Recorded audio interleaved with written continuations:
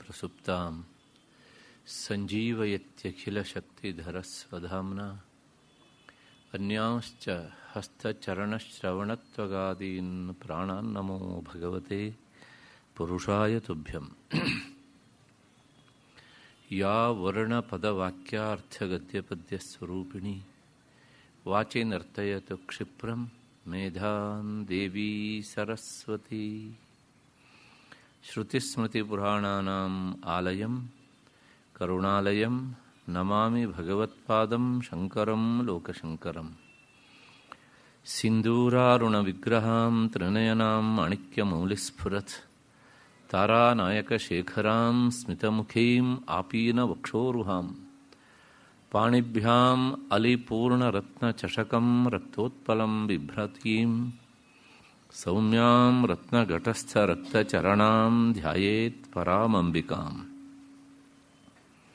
ದೃಶಾದ್ರಾಘೀಯಸ್ಯ ದರದಲಿತನೀಲೋತ್ಪಲರುಚ ದವೀಯಾಂಸಂ ದೀನಂ ಸ್ನಪಯ ಕೃಪಯಾ ಮಾಮಪಿ ಶಿವೆ. ಅನೇನಾಯಂ ಧನ್ಯೋ ಭವತಿ ನಚತೆ ಹಾನಿರಿಯತ ವನೇವಾ ಹರ್ಮೇವಾ ಸಮಕರ ನಿಪಾತೋ ಹಿಮಕರಃ. ವನೇವಾ ಹರ್ಮೇವಾ ಸಮಕರ ನಿಪಾತೋ ಹಿಮಕರಃ. ನನ್ನ ಲಲಿತಾ ಸಹಸ್ರನಾಮ ಬಂಧುಗಳೇ, ಎಲ್ಲ ಹಿರಿಯರೇ, ಈ ಚಿಂತನೆಗೆ ಪ್ರಾಯೋಜಕರಾಗಿ ಸಹಕರಿಸ್ತಾ ಇರುವಂತಹ ಶ್ರೀಯುತ MP ಹರೀಶ್ ಹಾಗೂ ಅವರ ಪರಿವಾರದವರೇ, ನನ್ನ ಮತ್ತು ನಿಮ್ಮೆಲ್ಲರ ಬುದ್ಧಿ ಗುಹೆಯನ್ನು ಬೆಳಗ್ತಾ ಇರುವಂತಹ ಶ್ರೀಮಾತಾ ಎನ್ನುವಂತಹ ಅಖಂಡ ಚೈತನ್ಯ ಸ್ವರೂಪಿಣಿಗೆ ಅನಂತ ಪ್ರಣಾಮಗಳನ್ನು ಸಲ್ಲಿಸಿ ಈ ದಿನದ ಚಿಂತನೆಗೆ ಮುಂದಾಗ್ತಾ ಇದ್ದೇನೆ. ನಿನ್ನೆ ದಿವಸ 683ನೆಯ ನಾಮದ ಚಿಂತನೆಯನ್ನು ನಾವು ಮಾಡ್ತಾ ಇದ್ವಿ. ಶೋಭನಾ ಸುಲಭ ಗತಿ ಎನ್ನುವಂತಹ ನಾಮ. ಅದರೊಳಗೆ ಭಾಸ್ಕರರಾಯರು ಹೇಳಿದಂತಹ ಅಭಿಪ್ರಾಯವನ್ನು ನಿಮ್ಮ ಮುಂದೆ ಇಟ್ಟಿದ್ದೇನೆ. ಒಂದೇ ನಾಮವಾದರೂ ಸಹ ಅದನ್ನು 3 ತರಹದಲ್ಲಿ ಅರ್ಥೈಸಲಿಕ್ಕೆ ಆಗುತ್ತದೆ ಎನ್ನುವಂಥದ್ದನ್ನು. ಅದಾದ ಮೇಲೆ ಮತ್ತೆ ನಾನು ಹೇಳಬೇಕಾದದ್ದು, ಅಲ್ಲಿ ಆ ಶೋಭನಾ ಸುಲಭ ಗತಿ ಅಂತ ಒಂದು ಶಬ್ದ ಉಂಟು. ಅದಕ್ಕೆ ಗತಿ ಅಂದರೆ ನಾವು ಹೋಗಿ ಪಡೆಯಬೇಕಾದ ಸ್ಥಾನ ಅಂತ ಅರ್ಥ. ಗತಿ ಅಂದರೆ ಗಮನ. ಪ್ರತಿಯೊಂದು ಗಮನಕ್ಕೂ ಒಂದು ಉದ್ದೇಶ ಇರ್ತದೆ. ಉದ್ದೇಶ ಇಲ್ಲದೆ ಯಾರೂ ಸಹ ಹೋಗೋದಿಲ್ಲ. ಕನ್ನಡದಲ್ಲಿ ಹೇಳ್ತಾರಲ್ಲ, ಕುಟ್ಟಿ ಕುಂದಾಪುರಕ್ಕೆ ಹೋದ ಹಾಗೆ ಅಂತ. ದಯವಿಟ್ಟು ಕುಂದಾಪುರದವ್ರು ಯಾರು ಇದ್ರೆ ಬೇಜಾರು ಮಾಡ್ಕೊಳ್ಬೇಡಿ. ಬೆಂಗಳೂರಲ್ಲಿ ಅದನ್ನು ಬೇರೆ ರೀತಿ ಹೇಳ್ತಾರೆ. ಅವನು ಅಲ್ಲಿ ಯಾಕೆ ಹೋಗಿ ಏನು ಗೋಡೆ ಮುಟ್ಟಿ ಬಂದನಾ ಅಂತ. ಅಂದರೆ ವ್ಯರ್ಥವಾದ ಓಡಾಟಕ್ಕೆ ಇಂಥದ್ದು. ಹಾಗಾಗಿ ಯಾರೂ ಸಹ ತಿಳುವಳಿಕೆ ಇರುವವರು ವ್ಯರ್ಥವಾದಂಥ ಓಡಾಟ ಮಾಡೋದಿಲ್ಲ. ಹಾಗಾಗಿ ಗಮನಕ್ಕೆ ಒಂದು ಉದ್ದೇಶ ಉಂಟು. ಮೈಸೂರಿಗೆ ಹೋದ ಅಂದರೆ ಯಾಕೆ ಹೋದ? ಟು ಕಮ್ ಬ್ಯಾಕ್ ಅಂತ ಹೇಳೋಣವಾ? ವಾಪಸ್ ಬರಬೇಕು ಅಂತಾದರೆ ಅಲ್ಲಿಗೆ ಯಾಕೆ ಹೋಗಬೇಕು? ಎಲ್ಲಾದರೂ ಹೋಗ್ಬೋದು ಅಲ್ವಾ? ಹಾಗೆ ಗಮನಕ್ಕೆ ಒಂದು ಉದ್ದೇಶ ಉಂಟು. ಅದಕ್ಕೋಸ್ಕರ ಉಪನಿಷತ್ತು ಹೇಳುತ್ತೆ, ಗತಿ ಅನ್ನೋದಕ್ಕೆ ಅರ್ಥ ಬರೇ ಗಮನ ಅಲ್ಲ, ಹೋಗಿ ಪಡೆಯಬೇಕಾದದ್ದು ಗತಿ. ಅಂದರೆ ಅಲ್ಲೊಂದು ಪ್ರಯೋಜನ ಉಂಟು. ಉಪನಿಷತ್ತು ಹೇಳುತ್ತೆ ಅದನ್ನು, ಸರ್ವೇ ವೇದಾ ಯತ್ಪದಮಾಮನಂತಿ ತಪಾಂಸಿ ಸರ್ವಾಣಿ ಚ ಯದ್ವದಂತಿ ಯದಿಚ್ಛಂತೋ ಬ್ರಹ್ಮಚರ್ಯಂ ತಚ್ಚರಂತಿ ತತ್ತೇ ಪದಂ ಸಂಗ್ರಹೇಣ ಬ್ರವೀಮಿ. ಸರ್ವೇ ವೇದಾ ಯತ್ ಪದಂ. ಆ ಪದವನ್ನೇ ಪದಗತವು ಅಂತ ಧಾತು, ಹೋಗಿ ಪಡಿಲಿಕ್ಕೆ ಯೋಗ್ಯವಾದಂಥದ್ದು ಅಂತ. ಆದ್ದರಿಂದ ಅದು ಗತಿ, ಅದು ಪದ.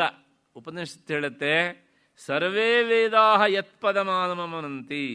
ಯಾವುದು ನೀನು ಹೋಗಿ ಸೇರಬೇಕಾದ ಗಮ್ಯಸ್ಥಾನ, ಯಾವುದು ನಿನ್ನ ಡೆಸ್ಟಿನೇಷನ್ ಅಂತ ತಿಳಿದುಕೋ ಅಂತ.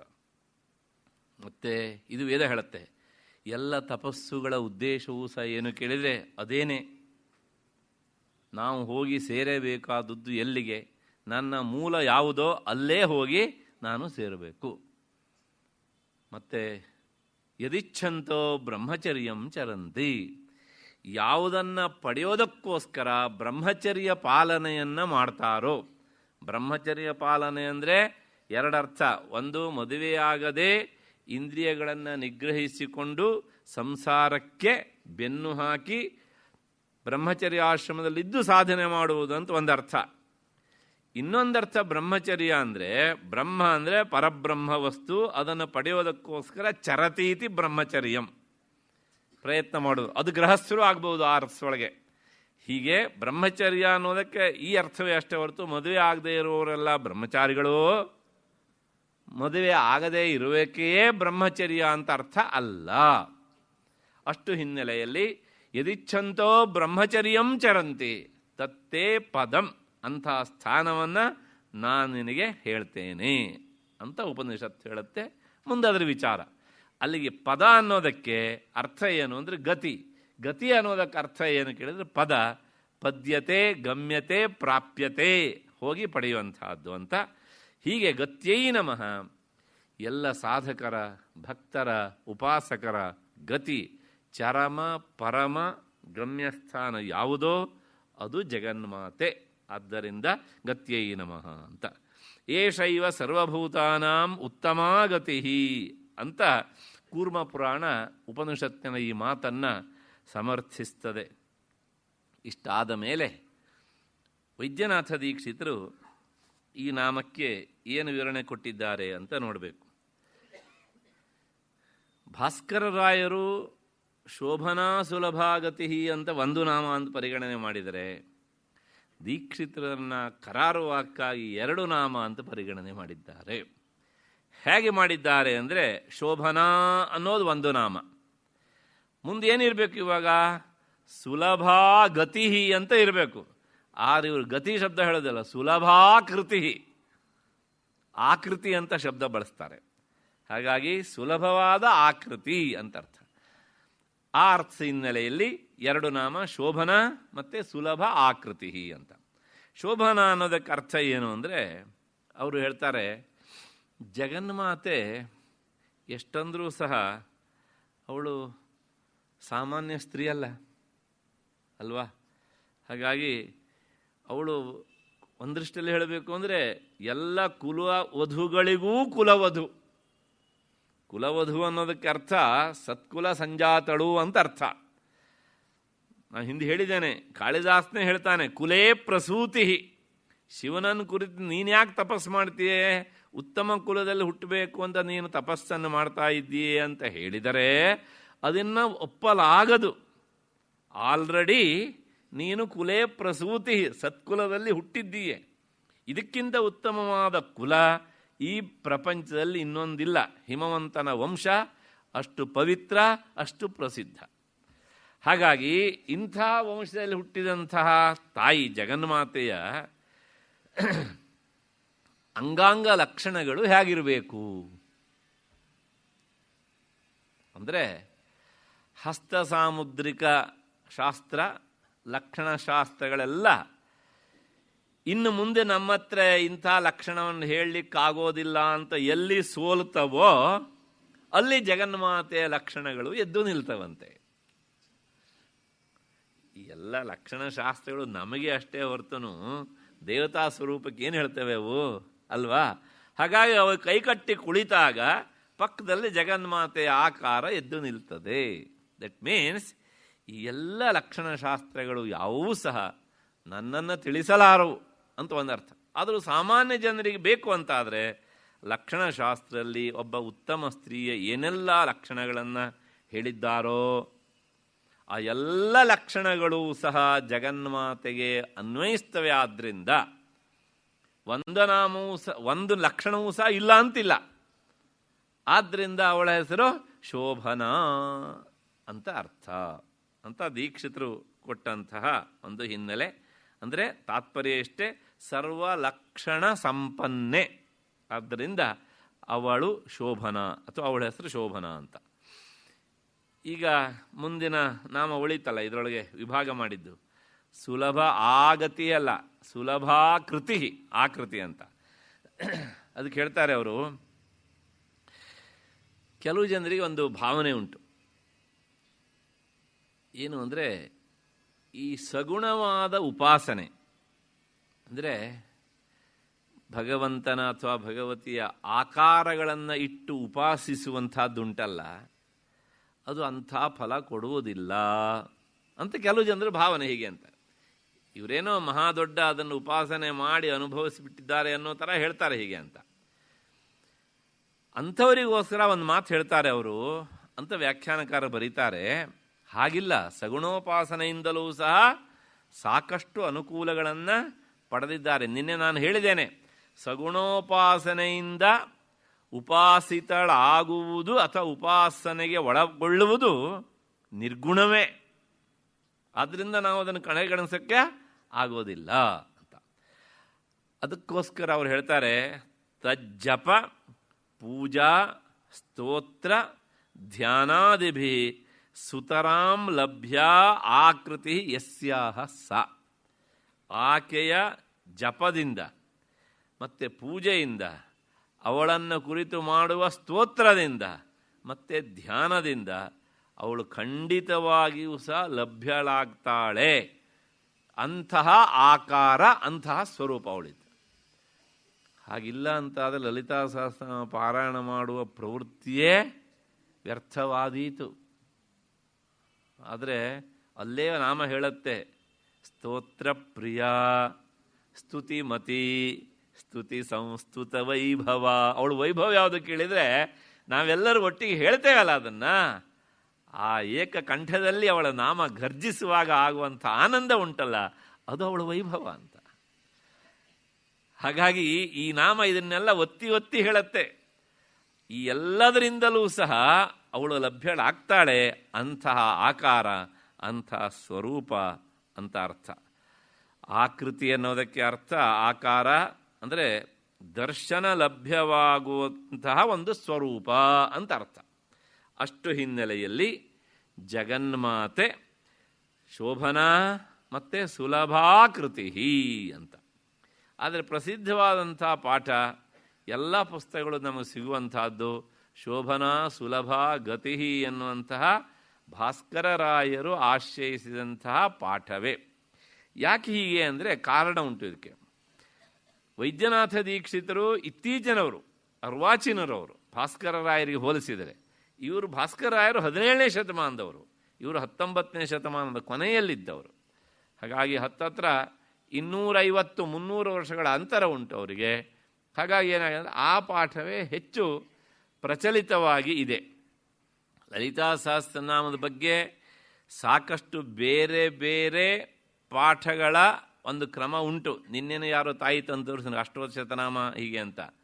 ಆದರೆ ಅಗಸ್ತ್ಯರು ಹೇಳಿದ್ದಾರೆ ಅಂತನಾಗಲಿ, ಅಥವಾ ಅಗಸ್ತ್ಯರಿಗೆ ಹಯಗ್ರೀವ ಮುನಿ ಹೇಳಿದ್ದಾನೆ ಅಂತನಾಗಲಿ ಯಾವ ಪಾಠ ಉಂಟೋ ಅದು ಅತ್ಯಂತ ಪ್ರಸಿದ್ಧವಾದಂಥದ್ದು. ಅದು ಬಹುಜನ ಉಪಾಸಕರಿಂದ ಗ್ರಾಹ್ಯವಾದಂಥದ್ದಾದ್ದರಿಂದ ಅದು ಹೆಚ್ಚು ಪ್ರಸಿದ್ಧ. ಅಂದ ಮಾತ್ರಕ್ಕೆ ಬೇರೆ ಪಾಠಗಳು ಇಲ್ಲ ಅಂತ ಹೇಳಲಿಕ್ಕಾಗೋದಿಲ್ಲ. ಋಷಿಪ್ರಣೀತವಾದಂಥದ್ದು ಇರಬಹುದು, ಆದರೆ ಅದಕ್ಕೆ ಇಷ್ಟು ಒಂದು ಮಹತ್ವ ಎನ್ನುವಂತಹದ್ದು ಇಲ್ಲ. ಅಷ್ಟು ಹಿನ್ನೆಲೆಯಲ್ಲಿ ಮುಂದಿನ ನಾಮಕ್ಕೆ ಹೋಗೋಣ. ರಾಜರಾಜೇಶ್ವರಿ. ಪ್ರಾಯಶಃ ಇವತ್ತು ಇಲ್ಲಿಗೆ ಬಂದು ನಿಂತು ಅಂತ ಅಂದ್ಕೊಂಡಿದ್ದೇನೆ ಧ್ವನಿ. ಹಾಗಾಗಿ ರಾಜರಾಜೇಶ್ವರಿ. ಕೆಲವು ಜನ ಹೆಣ್ಮಕ್ಕಳಿಗೆ ಈ ನಾಮವನ್ನು ಇಡ್ತಾರೆ, ಒಳ್ಳೆಯ ಹೆಸರು, ಅದು ಏನು ಅಂತ ಗೊತ್ತೇ ಇರಬೇಕು, ಅರ್ಥ ಅಷ್ಟೇ. ರಾಜರಾಜೇಶ್ವರಿ ಅಂದರೆ ರಾಜರಾಜರಿಗೂ ಸಹ ಈಶ್ವರಿಯಾಗಿ ಇರುವವಳು. ಆದ್ದರಿಂದ ಅವಳ ಹೆಸರು ರಾಜರಾಜೇಶ್ವರಿ ಅಂತ. ಆ ರಾಜರಾಜೇಶ್ವರಿ ಅಂತ 2 ಸಲ ಹೇಳೋದು ಕಷ್ಟ. ಅದಕ್ಕೋಸ್ಕರ ಏನು ಮಾಡೋದು ಕೇಳಿದ್ರೆ ನಮ್ಮನ್ನು ರಾಜೇಶ್ವರಿ ಅಂತ ಒಂದೇ ಸಲ ಹೇಳೋದಕ್ಕೆ ಶುರು ಮಾಡಿದ್ರು. ಭಾಷೆಯಲ್ಲಿ ಒಂದು ವಿಚಿತ್ರವಾದ ಸ್ವಭಾವ ಇರುತ್ತದೆ.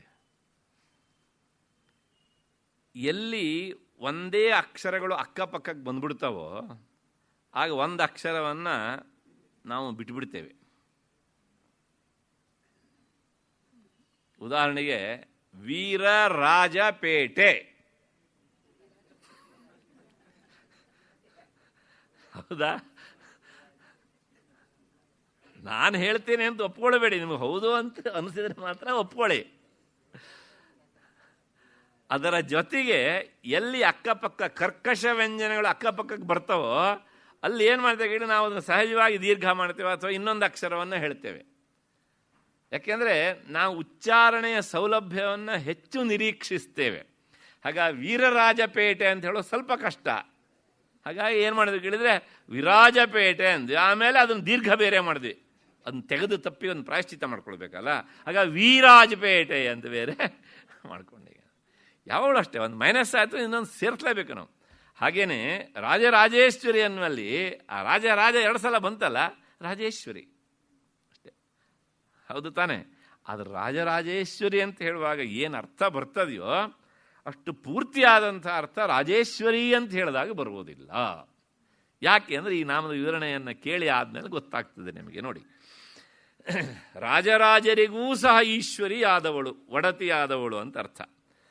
ಹಾಗಿದ್ರೆ ರಾಜರಾಜರು ಅಂದರೆ ಯಾರು ಅಂತ ಒಂದು ಪ್ರಶ್ನೆ. ಇದಕ್ಕೆ ಬಹಳಷ್ಟು ಅರ್ಥಗಳಿವೆ ಈ ನಾಮಕ್ಕೆ. ಸ್ವರ್ಗದ ಅಧಿಪತಿ ದೇವೇಂದ್ರ, ದೇವಲೋಕದ ಅಧಿಪತಿ ಇದ್ದಾನಲ್ಲ, ಅವನು ರಾಜ. ವಾಸ್ತವಿಕವಾಗಿ ಯಾರಿಗೆ ರಾಜ? ದೇವತೆಗಳಿಗೆ. ಹಾಗಾಗಿ ದೇವತೆಗಳ ರಾಜ ಇಂದ್ರನಾದ್ರಿಂದ ಅವನು ಮೂಲತಃ ರಾಜ. ಅದಕ್ಕೋಸ್ಕರ ಅವನ ಹೆಸರೇ ದೇವರಾಜ. ದೇವರಾಜ ಸೇವ್ಯಮಾನ ಪಾವನಾಂಘ್ರಿ ಪಂಕಜಂ, ಕೇಳಿದ್ದೀರಿ ಅಲ್ವಾ? ಹಾಗಾಗಿ ದೇವರಾಜ ಅಂದರೆ ಯಾರು ಅಂದರೆ ಇಂದ್ರ. ಇವನು ರಾಜ. ಆದರೆ ಇವನ ಆ ರಾಜ ಸತ್ಯ ಉಂಟಲ್ಲ, ಅದು ಯಾರಿಂದ ನಿಯಂತ್ರಿತವಾದದ್ದು ಅಂದರೆ ತ್ರಿಮೂರ್ತಿಗಳಿಂದ ನಿಯಂತ್ರಿತವಾದದ್ದು. ಇವನು ಕಷ್ಟ ಬಂದಾಗೆಲ್ಲ ಹೋಗಿ ವಿಷ್ಣುವಿನ ಪಾದ ಹಿಡಿತಾನೆ. ಇನ್ನು ಬೇಕಾದಾಗ ಬ್ರಹ್ಮನ ಹತ್ರ ಹೋಗಿ ವರ ಕೇಳ್ತಾನೆ, ಯಾವುದಾದ್ರು ಒಂದು ತಲೆಯನ್ನಾದರೂ ಅಲ್ಲಾಡಿಸಿ ಹೊಲ ಕೊಡಬಹುದು ಅಂತ. ವರ ತಗೊಳ್ತಾನೆ. ಆಮೇಲೆ ಆ ರಾಕ್ಷಸರು ಬೆಳೀತಾರೆ. ಆಮೇಲೆ ಅವ್ರನ್ನ ಮುಗಿಸೋದಕ್ಕೆ ಅವನು ಹೇಳ್ತಾನೆ, ನನ್ನ ಕೈಯಲ್ಲಿ ಆಗೋದಿಲ್ಲಪ್ಪ, ಹಾಗಿದ್ರೆ ಹೋಗು ಅವನ ಜೊತೆಗೆ, ಬೇಕಾದ್ರೆ ನಾನು ಬರ್ತೇನೆ ಅಂತ. ಇವನೇ ಕರ್ಕೊಂಡು ಹೋಗ್ತಾನೆ. ಯಾರು? ಚತುರ್ಮುಖ. ಎಲ್ಲ ಪುರಾಣಗಳಲ್ಲೂ ನೀವು ಕಥೆ ಕೇಳಬೇಕು. ವಿಷ್ಣುವಿನ ಹತ್ರ ಹೋಗಬೇಕಿದ್ರೆ ದೇವಾದಿ ದೇವತೆಗಳು ಯಾರನ್ನು ಕರ್ಕೊಂಡು ಹೋಗ್ತಾರೆ? ಚತುರ್ಮುಖಂ ಪುರಸ್ಕೃತ್ಯ. ಯಾಕೆಂದ್ರೆ ವಿಷ್ಣು ಕೇಳ್ಬಿಡ್ತಾನೆ, ಅವನಲ್ಲಿ ವರ ಕೊಟ್ಟವನೇ ಬಂದಿಲ್ಲ, ನೀವ್ಯಾಕೆ ಬಂದಿರಿ, ಹೋಗ್ರಿ ಅಂದುಬಿಟ್ರೆ ಎಲ್ಲ ಕಥೆ ನೋಡಿ ಹಾಗೇನೇ ಹೋಗುತ್ತೆ. ಆಮೇಲೆ ಕ್ಷೀರಸಾಗರ ತಡಿಗೆ ಹೋದರು, ಪುರುಷ ಸೂಕ್ತದಿಂದ ನಾರಾಯಣನ ಸ್ತೋತ್ರ ಮಾಡಿದರು ಅಂತ. ಕೈಲಾಸದಲ್ಲಿ ಕೂತ್ಕೊಂಡು ಇದನ್ನೆಲ್ಲ ನೋಡ್ತಾ ಇದ್ದ ಯಾರು? ಶಂಕರ. ಯಾಕೆಂದ್ರೆ ನನ್ನ ಕೆಲಸ ಇನ್ನೂ ಶುರುವಾಗಲಿಲ್ಲ ಅಂತ. ಹೀಗೆ ಈ ರೀತಿಯಾಗಿ ದೇವೇಂದ್ರ ವರ ಪಡಿತಾನೆ. ಆಮೇಲೆ ವಿಷ್ಣುವಿನಿಂದ ಆಪತ್ತನ್ನು ತಪ್ಪಿಸಿಕೊಳ್ತಾನೆ. ಏನಿದ್ರೂ ಸಹ ತ್ರಿಮೂರ್ತಿಗಳಿಂದ ಈ ಅರಸತ್ತಿಗೆ ಅನ್ನುವಂಥದ್ದು ನಿಯಂತ್ರಿತವಾದದ್ದಾದ್ದರಿಂದ ಇವನಿಗೆ ರಾಜರು ಯಾರು? ಅವರು 3 ಜನ ರಾಜರು, ತ್ರಿಮೂರ್ತಿಗಳು. ಹೋಗಲಿ, ಇವರಾರು ಪೂರ್ತಿ ಸ್ವತಂತ್ರರ? ಇವರು ಸಹ ಜಗನ್ಮಾತೆಯ ಕೂಸುಗಳು. ಯಾರು? ತ್ರಿಮೂರ್ತಿಗಳು. ಹಾಗಾಗಿ ರಾಜ ಇಂದ್ರ, ರಾಜರು, ತ್ರಿಮೂರ್ತಿಗಳು, ಅವರಿಗೆ ಈಶ್ವರಿ ಒಡತಿ. ಎಂಥ ಸುಂದರವಾದ ನಾಮ. ಮೊನ್ನೆ ಎಲ್ಲೋ ಒಂದು ಕಡೆಗೆ ಓದ್ತಾ ಇದ್ದೆ, ಇದಕ್ಕೆ ಸಂಬಂಧಪಟ್ಟ ಹಾಗೆ ಭಾಷ್ಯವನ್ನು, ವ್ಯಾಖ್ಯಾನವನ್ನು. ಆ ವ್ಯಾಖ್ಯಾನಕಾರರು ಬರೀತಾರೆ,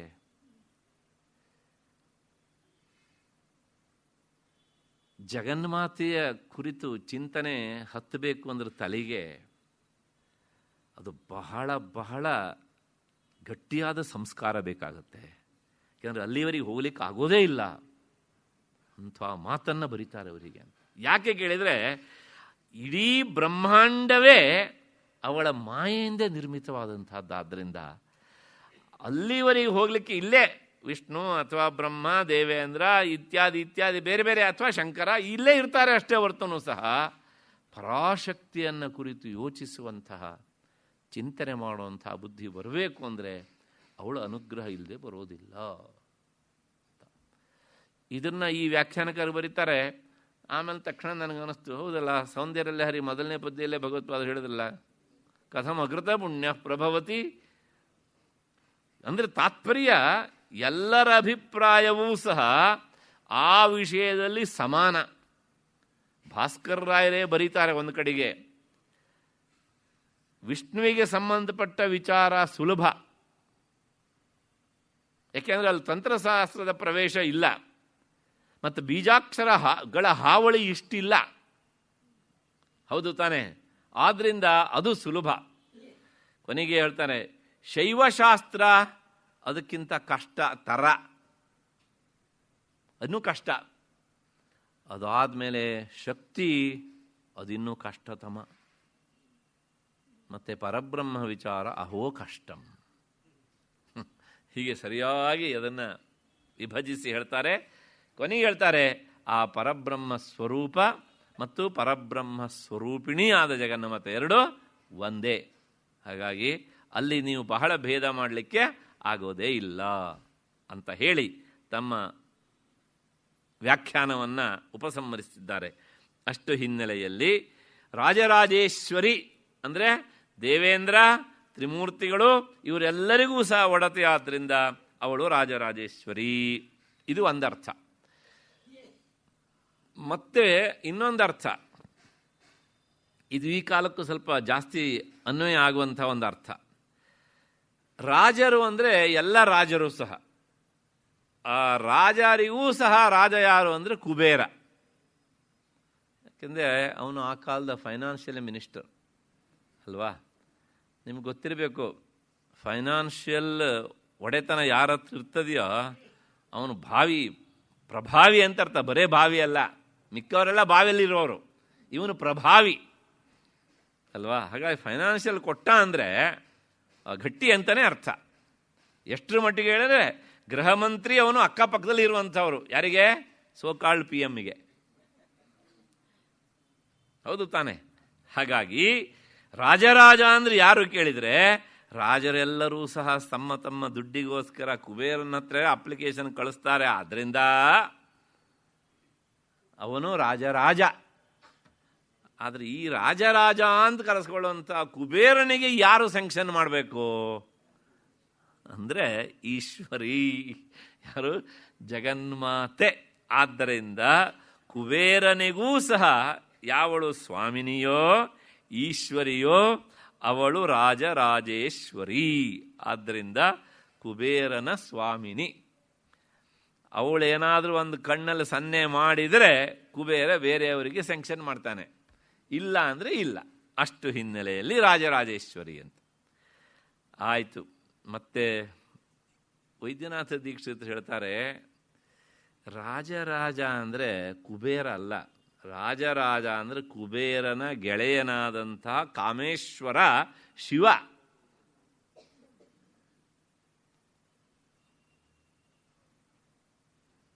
ನಿಮಗೆ ಸಂಶಯ ಬರ್ಬೋದು, ಇವನು ಯಾವ ಶಿವೇ ರಾಜರಾಜನ್ರಿ?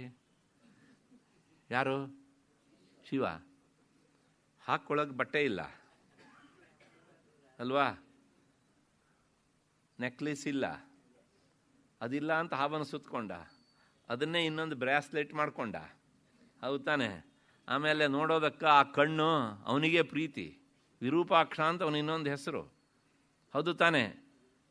ಇವನು ಏನಿದೆ ಅಂತ ಅವನು ರಾಜರಿ. ವಾಸ್ತವಿಕ ರಾಜ ಅಂತ ಕರೆಸ್ಕೊಳ್ಳೋದಕ್ಕೆ ಯೋಗ್ಯನಲ್ಲ, ಸಾಲೋದಕ್ಕೆ ರಾಜ ಅಂತ. ಸಂಶಯ ಸರಿತಾನೆ? ಹಾಗಾಗಿ ಇವನು ಹೇಗೆ ರಾಜರಾಜನಾಗ್ತಾನೆ? ಒಂದು ಗುಟ್ಟು ಹೇಳ್ತೇನೆ ಕೇಳಿ. ನಮ್ಮ ಹತ್ರ ದುಡ್ಡಿರೋದು ಮುಖ್ಯ ಅಲ್ಲ, ದುಡ್ಡಿರೋರ ಜೇಬಿಗೆ ಕೈ ಹಾಕಿ ತೆಗೆಯುವ ಸ್ವಾತಂತ್ರ್ಯ ಇದ್ದರೆ ಅವನು ರಾಜ. ಕುಬೇರನಿಗೆ ಶಿವ ಒಡೆಯ. ಅಂದರೆ ಜಗನ್ಮಾತೆ ಹೇಳಿದ ಹಾಗೆ ಹೇಗೆ ಕೇಳ್ತಾನೋ ಹಾಗೆ ಜಗತ್ಪಿತನಾದ ಶಿವನ ಮಾತನ್ನು ಕೇಳಿದ. ಇತಿಹಾಸದಲ್ಲಿ ನೋಡಿ, ಎಲ್ಲ ಕಡೆಗೂ ಸಹ ಶಿವ ಕುಬೇರ ಇದ್ದಾರಲ್ಲ, ಅವರು ಒಂದು ನಾಣ್ಯದ ಎರಡು ಮುಖ ಇದ್ದ ಹಾಗೆ. ಹಾಗಾಗಿ ಇವನು ದರಿದ್ರನೇ, ಆದರೆ ದರಿದ್ರನ ಅಂತ ಇವನ ಬೇಕು ಬೇಡಗಳನ್ನು ನೋಡ್ಕೊಳ್ಳೋನು ಅವನು. ಯಾಕೆಂದರೆ ಮಹಾಜ್ಞಾನಿ. ಯಾವಾಗಲೂ ಅಷ್ಟೇ ನೋಡಿ, ತೀರಾ ವಿರಕ್ತರ ಹತ್ರ ಅವ್ರ ಹತ್ರ ಏನು ದುಡ್ಡಿರೋಲ್ಲ, ಆದರೆ ಎಲ್ಲ ದುಡ್ಡಿನ ಒಡೆತನ ಅವ್ರ ಹತ್ರ ಎಲ್ಲ ತಗೊಂಡೋಗಿ ಸುರಿತಾರೆ ಅವರಿಗೆ. ಹಾಗಾಗಿ ಹೇಳಿ, ನಿಜವಾಗಿ ಯಾರು ರಾಜರು ಅಂದರೆ ಆ ವಿರಕ್ತ ಶಿಖಾಮಣಿಯಾದಂಥ ಶಿವನಿದ್ದಾನಲ್ಲ, ಅವನೇ ರಾಜ. ಆದ್ದರಿಂದ ಆ ರಾಜನಿಗೆ ಈಶ್ವರಿ ಅಂದರೆ ಒಡತಿ ಅಂತಲ್ಲ, ಪಟ್ಟದರಸಿ ಅಂತ ಅರ್ಥ. ಅವನ ಪ್ರಿಯತಮೆ. ಯಾರು? ಜಗನ್ಮಾತೆ. ಆದ್ದರಿಂದ ಅವಳ ಹೆಸರು ರಾಜರಾಜೇಶ್ವರಿ. ಲಲಿತಾ ಸಹಸ್ರನಾಮಕ್ಕೆ ಅತ್ಯಂತ ಸಮೀಪದಿಂದ ಒಪ್ಪುವ ಅರ್ಥ ಇದು. ಇದು ಒಂದು ಅರ್ಥ ಅವರು ಹೇಳಿದ್ದು. ಪ್ರಾಯಶಃ 3-4 ಅರ್ಥ ಆಯಿತು ಇಲ್ಲಿಗೆ. ಮತ್ತು ಇನ್ನೊಂದು ಅರ್ಥ ಹೇಳ್ತಾರೆ ಅವರು, ಅಥವಾ ಲೋಕದ ಎಲ್ಲ ರಾಜರಾಜರು. ರಾಜರಾಜರು ಅಂದರೆ ಈ ಸಬಾರ್ಡಿನೇಟ್ಸ್ ಎಲ್ಲ ಇರ್ತಲ್ಲ, ಏನು ಹೇಳ್ತೇವೆ ನಾವು, ಮಾಂಡಲಿಕರು ಅಲ್ವಾ. ಇವತ್ತು ನಮ್ಮಲ್ಲಿ ಬೇಕಾದಷ್ಟು ಜನ ಇದ್ದಾರೆ ಇಂಥವರೆಲ್ಲ. ಈ ಮಂಡಲ ಪಂಚಾಯತ್ ಅಧ್ಯಕ್ಷರು, ಆಮೇಲೆ ಜಡ್ಪಿದಲ್ಲಿರುವವರು, ಇವರೆಲ್ಲರೂ ಸಹ ಏನು ಹೇಳಬೇಕು, ಅದಕ್ಕೊಂದು ಶಬ್ದ ಉಂಟು. ಒಂದು ರೀತಿಯ ಇವರದ್ದೇ ರಾಜತ್ವ ಎಲ್ಲ ಕಡೆಗೂ ಸಹ ಅಲ್ವಾ. ಪಾಳೆಗಾರರು, ಪಾಳೆಗಾರರು. ಹೀಗೆ ಇಂಥ ಈ ಪಾಳೆಗಾರರಿಗೆಲ್ಲ ಒಬ್ಬ ಇರ್ತಾನಲ್ಲ ದೊಡ್ಡವನು, ಅವನು ರಾಜ. ಇಂತಹ ಇವರು ಸಣ್ಣ ಸಣ್ಣ ಪಾಳೆಗಾರರು, ಅವ್ರು ದೊಡ್ಡ ಪಾಳೆಗಾರರು. ಇವರಿಗೆಲ್ಲರಿಗೂ ಸಹ ಒಡತಿ ಯಾರು ಅಂತಂದರೆ ಜಗನ್ಮಾತೆ. ಆದ್ದರಿಂದ ಅವಳು ರಾಜರಾಜೇಶ್ವರಿ. ಅಂದರೆ ಈ ಕಾಲದ ಅರ್ಥಕ್ಕೆ ಹೇಳಬೇಕು ಅಂತ ಆದರೆ ರಾಜರಾಜರು ಅಂದರೆ ಸಣ್ಣ ಸಣ್ಣ ರಾಜರಿಗೆ ಒಡೆಯರಾದವರು ದೊಡ್ಡ ರಾಜರು, ಅವರು ರಾಜರಾಜರು. ಅವರಿಗೆ ಒಡತಿ ರಾಜರಾಜೇಶ್ವರಿ ಅಂತ. ಇಷ್ಟು ಹಿನ್ನೆಲೆಯಲ್ಲಿ ಈ ನಾಮದ ವಿವರಣೆ ಆಯಿತು. ಇವಳು ರಾಜರಾಜೇಶ್ವರಿ ಆದಮೇಲೆ ಮುಂದೆ ಇವಳು ಏನು ಮಾಡ್ತಾಳೆ ಅಂತಂದು ಪ್ರಶ್ನೆ ಹಾಕಿದರೆ ಮುಂದೆ ನಾಮ ಉತ್ತರ ಕೊಡ್ತದೆ, ರಾಜ್ಯದಾಯಿನಿ ಅಂತ. ರಾಜರಾಜೇಶ್ವರಿ ಆದವಳು ಏನು ಮಾಡ್ತಾಳೆ? ರಾಜ್ಯವನ್ನು ಕೊಡ್ತಾಳೆ, ರಾಜ್ಯವನ್ನು ಕೊಡುವವಳು ಅಂತ ಅರ್ಥ.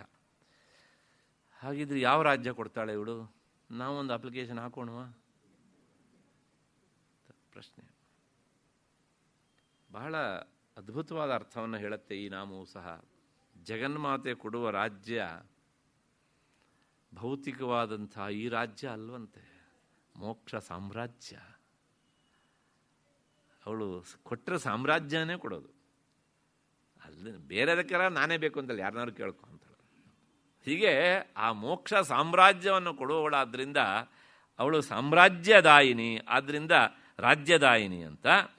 ಮತ್ತು ಇನ್ನೊಂದುಂಟು, ವೈಕುಂಠ, ವಿಷ್ಣುಲೋಕ ಮತ್ತು ಕೈಲಾಸ, ಇವೆಲ್ಲ ರಾಜ್ಯಗಳು ಹೊರತು ಈ 56 ರಾಜ್ಯಗಳು ಅಂತ ಇದ್ದಾವಲ್ಲ, ಇವೆಲ್ಲ ರಾಜ್ಯಗಳಲ್ಲ ಹೀಗೆ ಅಂತ. ಇಂಥ ರಾಜ್ಯಗಳನ್ನು ನಿರೀಕ್ಷಿಸಲೂಬಾರ್ದು, ಅವಳ ಹತ್ರ ಹೋಗಿ ಕೇಳಲೂಬಾರ್ದು ಹೀಗೆ ಅಂತ.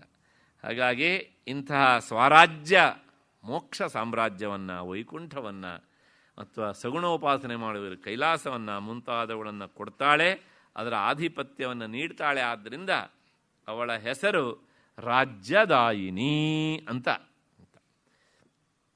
ವೈದ್ಯನಾಥ ದೀಕ್ಷಿತರು ಹೇಳ್ತಾರೆ, ಅವರು ಎಂಥೆಂಥ ರಾಜ್ಯ ಕೊಡ್ತಾಳೆ ಅಂದರೆ ಲೌಕಿಕವಾದ ರಾಜ್ಯವನ್ನು ಕೊಡಬಲ್ಲಳು. ಯಾಕೆಂದರೆ ಯಾರಿಗೆ ಅಧ್ಯಾತ್ಮ ಸಂಪತ್ತನ್ನು ಕೊಡುವ ಶಕ್ತಿ ಉಂಟೋ ಅವರು ಭೌತಿಕ ಸಂಪತ್ತನ್ನು ಕೊಡಬಲ್ಲರು. ಆ ಹಿನ್ನೆಲೆಯಲ್ಲಿ ಖಂಡಮಂಡಲಾಧಿಪತ್ಯವನ್ನೂ ಸಹ, ಹಂಗಂದ್ರೆ ಏನು ಅಂದರೆ ಅಖಂಡ ಮಂಡಲಾಧಿಪತ್ಯ, ಖಂಡಮಂಡಲಾಧಿಪತ್ಯ. ಖಂಡ ಅಂದರೆ ಚಿಕ್ಕದು ಅಂತ ಅರ್ಥ, ಅಖಂಡ ಅಂದರೆ ದೊಡ್ಡದು ಅಂತ ಅರ್ಥ. ಇದನ್ನೂ ಸಹ ಅವಳು ಕೊಡ್ತಾಳೆ. ಆದರೆ ಕೊಡಬೇಕಿದ್ರೆ ಒಂದು ನಿಯಮ ಉಂಟು. ಏನು ಕೇಳಿದರೆ ಅವರವರ ಮೆರಿಟನ್ನು ನೋಡ್ತಾಳಂತೆ.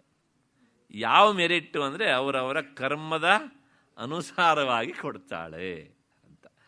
ಹೀಗೆ ಅವರವರ ಕರ್ಮಾನುಸಾರವಾಗಿ ಅವಳು ನೀಡ್ತಾಳೆ. ಆದ್ದರಿಂದ ಅವಳ ಹೆಸರು ರಾಜ್ಯದಾಯಿನಿ ಅಂತ. ಕೆಲವು ಜನರಿಗೆ ಅಖಂಡ ಮಂಡಲಾಧಿಪತ್ಯ, ಕೆಲವು ಜನರಿಗೆ ಖಂಡಮಂಡಲಾಧಿಪತ್ಯ, ಮತ್ತು ಕೆಲವು ಜನರಿಗೆ ವಿಶಾಲವಾದ ಆಧಿಪತ್ಯವನ್ನು ಕೊಟ್ಟು ಬಹಳ ಕಾಲ ನೀನು ಆಳು ಅಂತ ಹೇಳ್ತಾಳೆ. ಕೆಲವು ಜನರಿಗೆ ಕೊಟ್ಟು ಸಾಕು 1.5 ವರ್ಷ ಆಳಿದ್ರೆ ಸಾಕು ಬಾ ಇನ್ನು ಅಂತ ಹೇಳಿ ಈಚೆ ಕರೆಸ್ತಾಳೆ ಹೀಗೆ ಅಂತ. ಹೀಗೆ ಒಬ್ಬೊಬ್ಬರಿಗೆ ಒಂದೊಂದು ರೀತಿಯಲ್ಲಿ ಕೊಡ್ತಾಳೆ ಹೀಗೆ ಅಂತ.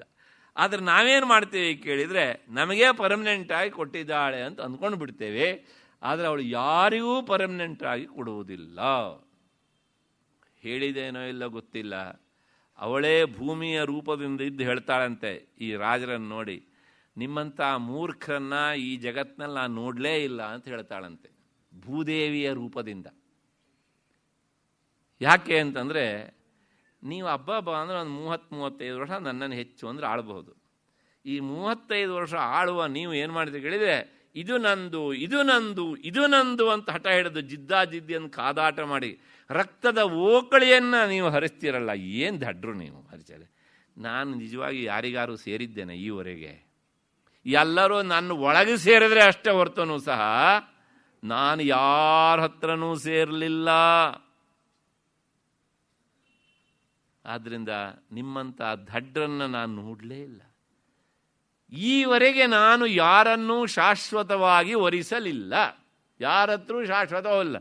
ಇತಿಹಾಸ ನೋಡ್ಕೊಂಡು ಬರ್ರಯ್ಯ. ಆದರೂ ಸಹ ಹೋಗಿ ಹೋಗಿ ನನಗೋಸ್ಕರ ಕಾದಾಟ ಮಾಡ್ತೀರಿ ನೀವು. ಕೊನೆಗೆ ಏನು ಮಾಡ್ತೀರಿ ಕೇಳಿದ್ರೆ ನನಗೆ ಸೇರಬೇಕು ಅಂತ ಹೇಳ್ತೀರಿ. ನನ್ನೊಳಗೆ ನೀವು ಸೇರು ಹೋಗ್ತೀರಿ. ಎಷ್ಟು? 6 ಅಡಿ ಉದ್ದ, 3 ಅಡಿ ಅಗಲ. ಇದು ನಿಮ್ಮ ಸಾಮ್ರಾಜ್ಯ. ಈ ಸತ್ಯವನ್ನು ಅರ್ಥ ಮಾಡಿಕೊಂಡ್ರೆ ಈ ರೀತಿಯಾದಂಥ ಒಳಜಗಳ ಎನ್ನುವಂಥದ್ದು ನಿಂತು ಹೋಗಿಬಿಡುತ್ತದೆ. ಅಂದ ಮಾತ್ರಕ್ಕೆ ಶತ್ರುಗಳು ನಮ್ಮನ್ನು ಆಕ್ರಮಿಸಿದಾಗ ಸುಮ್ಮನಿರಬೇಕು ಅಂತೆಲ್ಲ. ಇದು ವೇದಾಂತ ವಿಚಾರ, ಅದು ಯುದ್ಧದ ವಿಚಾರ. ಗಡಿಯಲ್ಲಿರಬೇಕಾದವರು ಇದನ್ನು ನೆನೆಸ್ಕೊಳ್ಬಾರ್ದು. ಅಲ್ಲಿದ್ದವರು ವೇದಾಂತ ವಿಚಾರ ಮಾಡಬಾರ್ದು, ಇವರು ಅದರ ಬಗ್ಗೆ ವಿಚಾರ ಮಾಡಬಾರ್ದು. ಹೀಗೆ ಅಷ್ಟು ಹಿನ್ನೆಲೆಯಲ್ಲಿ ಅವಳು ರಾಜ್ಯವನ್ನು ಪಡೆಯೋದಕ್ಕೆ ಮತ್ತು ರಾಜ್ಯವನ್ನು ಕಟ್ಟೋದಕ್ಕೆ ಅವಳ ಅನುಗ್ರಹ ಬೇಕೇ ಬೇಕು ಅನ್ನೋದನ್ನು ಪದೇ ಪದೇ ನಮ್ಮ ಶಾಸ್ತ್ರ ಅಲ್ಲಲ್ಲಿ ಹೇಳ್ತಾ ಬಂದಿದೆ. ಇದಕ್ಕೆ ನೇರವಾದ ಉದಾಹರಣೆ ವಿಜಯನಗರ ಸಾಮ್ರಾಜ್ಯ ಸ್ಥಾಪನೆ ಆದಂಥದ್ದು. ಮುಂದೆ ಆ ನಾಮಕ್ಕೆ ಸಂಬಂಧಪಟ್ಟ ಅತ್ಯಂತ ಹತ್ತಿರದ ಅರ್ಥ ಬರುತ್ತದೆ, ಅಲ್ಲಿ ನೋಡೋಣ. ಅಲ್ಲಿವರೆಗೆ ಇದನ್ನು ಇಲ್ಲಿಗೆ ನಿಲ್ಲಿಸ್ಕೊಳ್ಳೋಣ. ಹಾಗಾಗಿ ಅವಳು ರಾಜ್ಯದಾಯಿನಿ ಅನ್ನೋದು ಹೇಗೆ ಅನ್ನೋದನ್ನು ಈ ವಿವರಣೆಯೊಂದಿಗೆ ನಿಲ್ಲಿಸ್ಕೊಂಡು ಮುಂದಿನ ನಾಮಕ್ಕೆ ಹೋಗೋಣ. ಯಾಕೆಂದರೆ ಇಲ್ಲೆಲ್ಲ ವೇದಾಂತ ವಿಚಾರವು ಕಡಿಮೆ, ಎಲ್ಲ ಭೌತಿಕವಾದ ಲೌಕಿಕವಾದ ಅರ್ಥವನ್ನು ಹೇಳುವಂಥ ನಾಮಗಳು. ಹಾಗಾಗಿ ಸುಲಭವಾಗಿವೆ. ರಾಜ್ಯವಲ್ಲಭ ಅಂತ. ರಾಜ್ಯವಲ್ಲಭ ಅಂದರೆ ಅದರ ಶಬ್ದಶಃ ಅರ್ಥ ರಾಜ್ಯವಲ್ಲಭಳು ಅಂತ. ಈ ವಲ್ಲಭ ಎನ್ನುವಂತಹ ಶಬ್ದ ಅದು ಪುಲ್ಲಿಂಗವೂ ಆಗ್ತದೆ, ಸ್ತ್ರೀಲಿಂಗವೂ ಆಗ್ತದೆ. ವಲ್ಲಭ ಪುಲ್ಲಿಂಗ, ವಲ್ಲಭ ಸ್ತ್ರೀಲಿಂಗ. ಸ್ತ್ರೀಲಿಂಗಕ್ಕೆ ಬಂದಾಗ ಅದು ಕನ್ನಡಕ್ಕೆ ಬಂದಾಗ ಏನಾಗುತ್ತೆ ಕೇಳಿದರೆ ವಲ್ಲಭ ಅಂತ ಆಕಾರ ಅಂತ ಸ್ತ್ರೀಲಿಂಗ, ಕನ್ನಡಕ್ಕೆ ಬರುವಾಗ ವಲ್ಲಭೆ ಅಂತ ಆಗ್ತದೆ. ವಿಷ್ಣು ವಲ್ಲಭೆ ಯಾರನ್ನು ಕುರಿತು ಹೇಳಿತು? ಲಕ್ಷ್ಮಿಯನ್ನು ಕುರಿತು ಅಲ್ವಾ? ಹಾಗೆ ವಲ್ಲಭ ಅಂದರೆ ಪತಿ, ಸ್ವಾಮಿ, ಒಡೆಯ, ಪ್ರಿಯತಮ ಅಂತ ಇಷ್ಟೆಲ್ಲ ಅರ್ಥ. ಹಾಗೆ ವಲ್ಲಭ ಅಂತ ಹೇಳಿದರೆ ಪತ್ನಿ, ಸ್ವಾಮಿನಿ, ಪ್ರಿಯತಮೆ ಅಂತ ಇಷ್ಟೆಲ್ಲ ಅರ್ಥ. ಹೀಗೆ ವಲ್ಲಭ ಅಂತ. ಹಾಗಾಗಿ ರಾಜ್ಯವಲ್ಲಭ ಅಂದರೆ ಎಂಥವಳು ಅಂತಂದರೆ ರಾಜ್ಯವಲ್ಲಭಳು ರಾಜ್ಯವನ್ನು ಪ್ರೀತಿಸುವವಳು ಅಂತ ಒಂದು ಅರ್ಥ. ಇನ್ನೊಂದು ಅರ್ಥ ರಾಜ್ಯಕ್ಕೆ ಒಡತಿ ಅಂತ ಅರ್ಥ, ರಾಜ್ಯಕ್ಕೆ ಸ್ವಾಮಿನಿ ಅಂತ ಅರ್ಥ. ಹೀಗೆ ಹಿಂದಿನ ನಾಮದಲ್ಲಿ ಏನು ರಾಜ್ಯ ಅಂತ ಬಂದಿತ್ತಲ್ಲ, ರಾಜ್ಯದಾಯಿನಿ ಅಂತ, ಅಂತಹ ಸ್ವರಾಜ್ಯವನ್ನು ಅಂದರೆ ಮೋಕ್ಷವನ್ನು ಅವಳು ವಿಶೇಷವಾಗಿ ಪ್ರೀತಿಸ್ತಾಳೆ. ಅವಳು ಪ್ರೀತಿಸ್ತಾ ಅಂದರೆ ಅವಳಿಗಾಗಿ ಅಲ್ಲ, ಯಾವನಾದರೂ ಒಬ್ಬ ಭಕ್ತ ನನ್ನ ಹತ್ರ ಇದನ್ನು ಕೇಳ್ತಾನೋ ಕೊಡೋಣ ಅಂತ ಪ್ರೀತಿಸ್ತಾಳಂತೆ. ನಾವು ಅದೊಂದು ಬಿಟ್ಟು ಬೇರೆ ಎಲ್ಲ ಕೇಳ್ತೀವಿ. ನಾವು ವೈಕುಂಠ, ಕೈಲಾಸ ಮೊದಲಾದ ರಾಜ್ಯಗಳು ಅಂದರೆ ಸ್ವರಾಜ್ಯ ಅವಳಿಗೆ ಅತ್ಯಂತ ಪ್ರಿಯವಾದವುಗಳಾದ್ದರಿಂದ ಅವಳು ರಾಜ್ಯವಲ್ಲಭ ಎನ್ನುವಂತಹದ್ದು ಮೊದಲನೇ ಅರ್ಥ. ಮತ್ತೆ ಎರಡನೇ ಅರ್ಥ ಏನು ಅಂದರೆ ರಾಜ್ಯಗಳ ರಾಜರುಗಳು ದೇವಿಗೆ ಪ್ರಿಯರಾದವರು. ಯಾಕಂದರೆ ಬಹಳಷ್ಟು ಜನ ಈ ದೇಶದಲ್ಲಿ ಜಗನ್ಮಾತೆಯನ್ನು ಆರಾಧಿಸುವಂಥ ರಾಜರು ಇದ್ದರು. ಇವತ್ತಿಗೂ ನಮ್ಮ ಮೈಸೂರಲ್ಲಿ ಅದೇ ಪರಂಪರೆ ಇದೆ. ಯಾಕೆಂದರೆ ಆ ಕಾಲದಲ್ಲಿ ಹಾಕಿದಂಥ ಚೌಕಟ್ಟದು. ಯಾಕೆಂದರೆ ಅವರ ಅಂದರೆ ತ್ರಿಮೂರ್ತಿಗಳ ವಾಸಸ್ಥಾನ ಜಗನ್ಮಾತೆಯ ಮನೆಯಾದಂತಹ ಶ್ರೀಚಕ್ರದಲ್ಲೇ ಉಂಟು. ಹಾಗಾಗಿ ಅವರು ರಾಜ್ಯವನ್ನು ಆಳಿಸುವವರು ತ್ರಿಮೂರ್ತಿಗಳು. ಅವರಿಗೆ ಇವಳು ವಲ್ಲಭ ಸ್ವಾಮಿನಿ ಆದ್ದರಿಂದ ಇವಳು ರಾಜ್ಯವಲ್ಲಭ ಅಂತ ಅರ್ಥ. ಅಂದರೆ ಶ್ರೀಚಕ್ರದಲ್ಲಿ ತ್ರಿಮೂರ್ತಿಗಳ ವಾಸಸ್ಥಾನ ಇದೆ, ಅದೇ ಒಂದು ರಾಜ್ಯ, ಅವರೆಲ್ಲ ಆಳುವವರು. ಅದಕ್ಕೆ ನಿಜವಾದ ಒಡತಿ ಯಾರು ಕೇಳಿದರೆ ಜಗನ್ಮಾತೆ. ಹಾಗಾಗಿ ಈ ಅರ್ಥದಲ್ಲಿ ರಾಜ್ಯವಲ್ಲಭ ಎನ್ನುವಂತಹ ನಾಮ. ಮತ್ತು ವೈದ್ಯನಾಥ ದೀಕ್ಷಿತರು ಹೇಳ್ತಾರೆ, ರಾಜ್ಯಗಳ ಒಡತಿ, ಎಲ್ಲ ರಾಜ್ಯಗಳಿಗೂ ಸಹ ಅವಳೇ ಒಡತಿ, ಆದ್ದರಿಂದ ಅವಳು ರಾಜ್ಯವಲ್ಲಭ ಅಂತ. ಹಾಗಾಗಿ ಒಂದು ಸಾಮಾನ್ಯವಾದಂತಹ 2-3 ಅರ್ಥದ ವಿವರಣೆಯೊಂದಿಗೆ ಈ ನಾಮದ ವಿವರಣೆ ಮುಗಿದೋಗ್ತದೆ. ಅದಾದ ಮೇಲೆ ಮುಂದಿನ ನಾಮ ರಾಜತ್ಕೃಪಾ ಅಂತ. ರಾಜತ್ಕೃಪಾ ಅಂದರೆ ರಾರಾಜಿಸುತ್ತಿರುವಂತಹ ಕೃಪೆ ಉಳ್ಳವಳು, ಅಂದರೆ ಅವಳ ಕೃಪೆ ಎದ್ದು ತೋರ್ತಾ ಇದೆ ಅಂತ ಅರ್ಥ.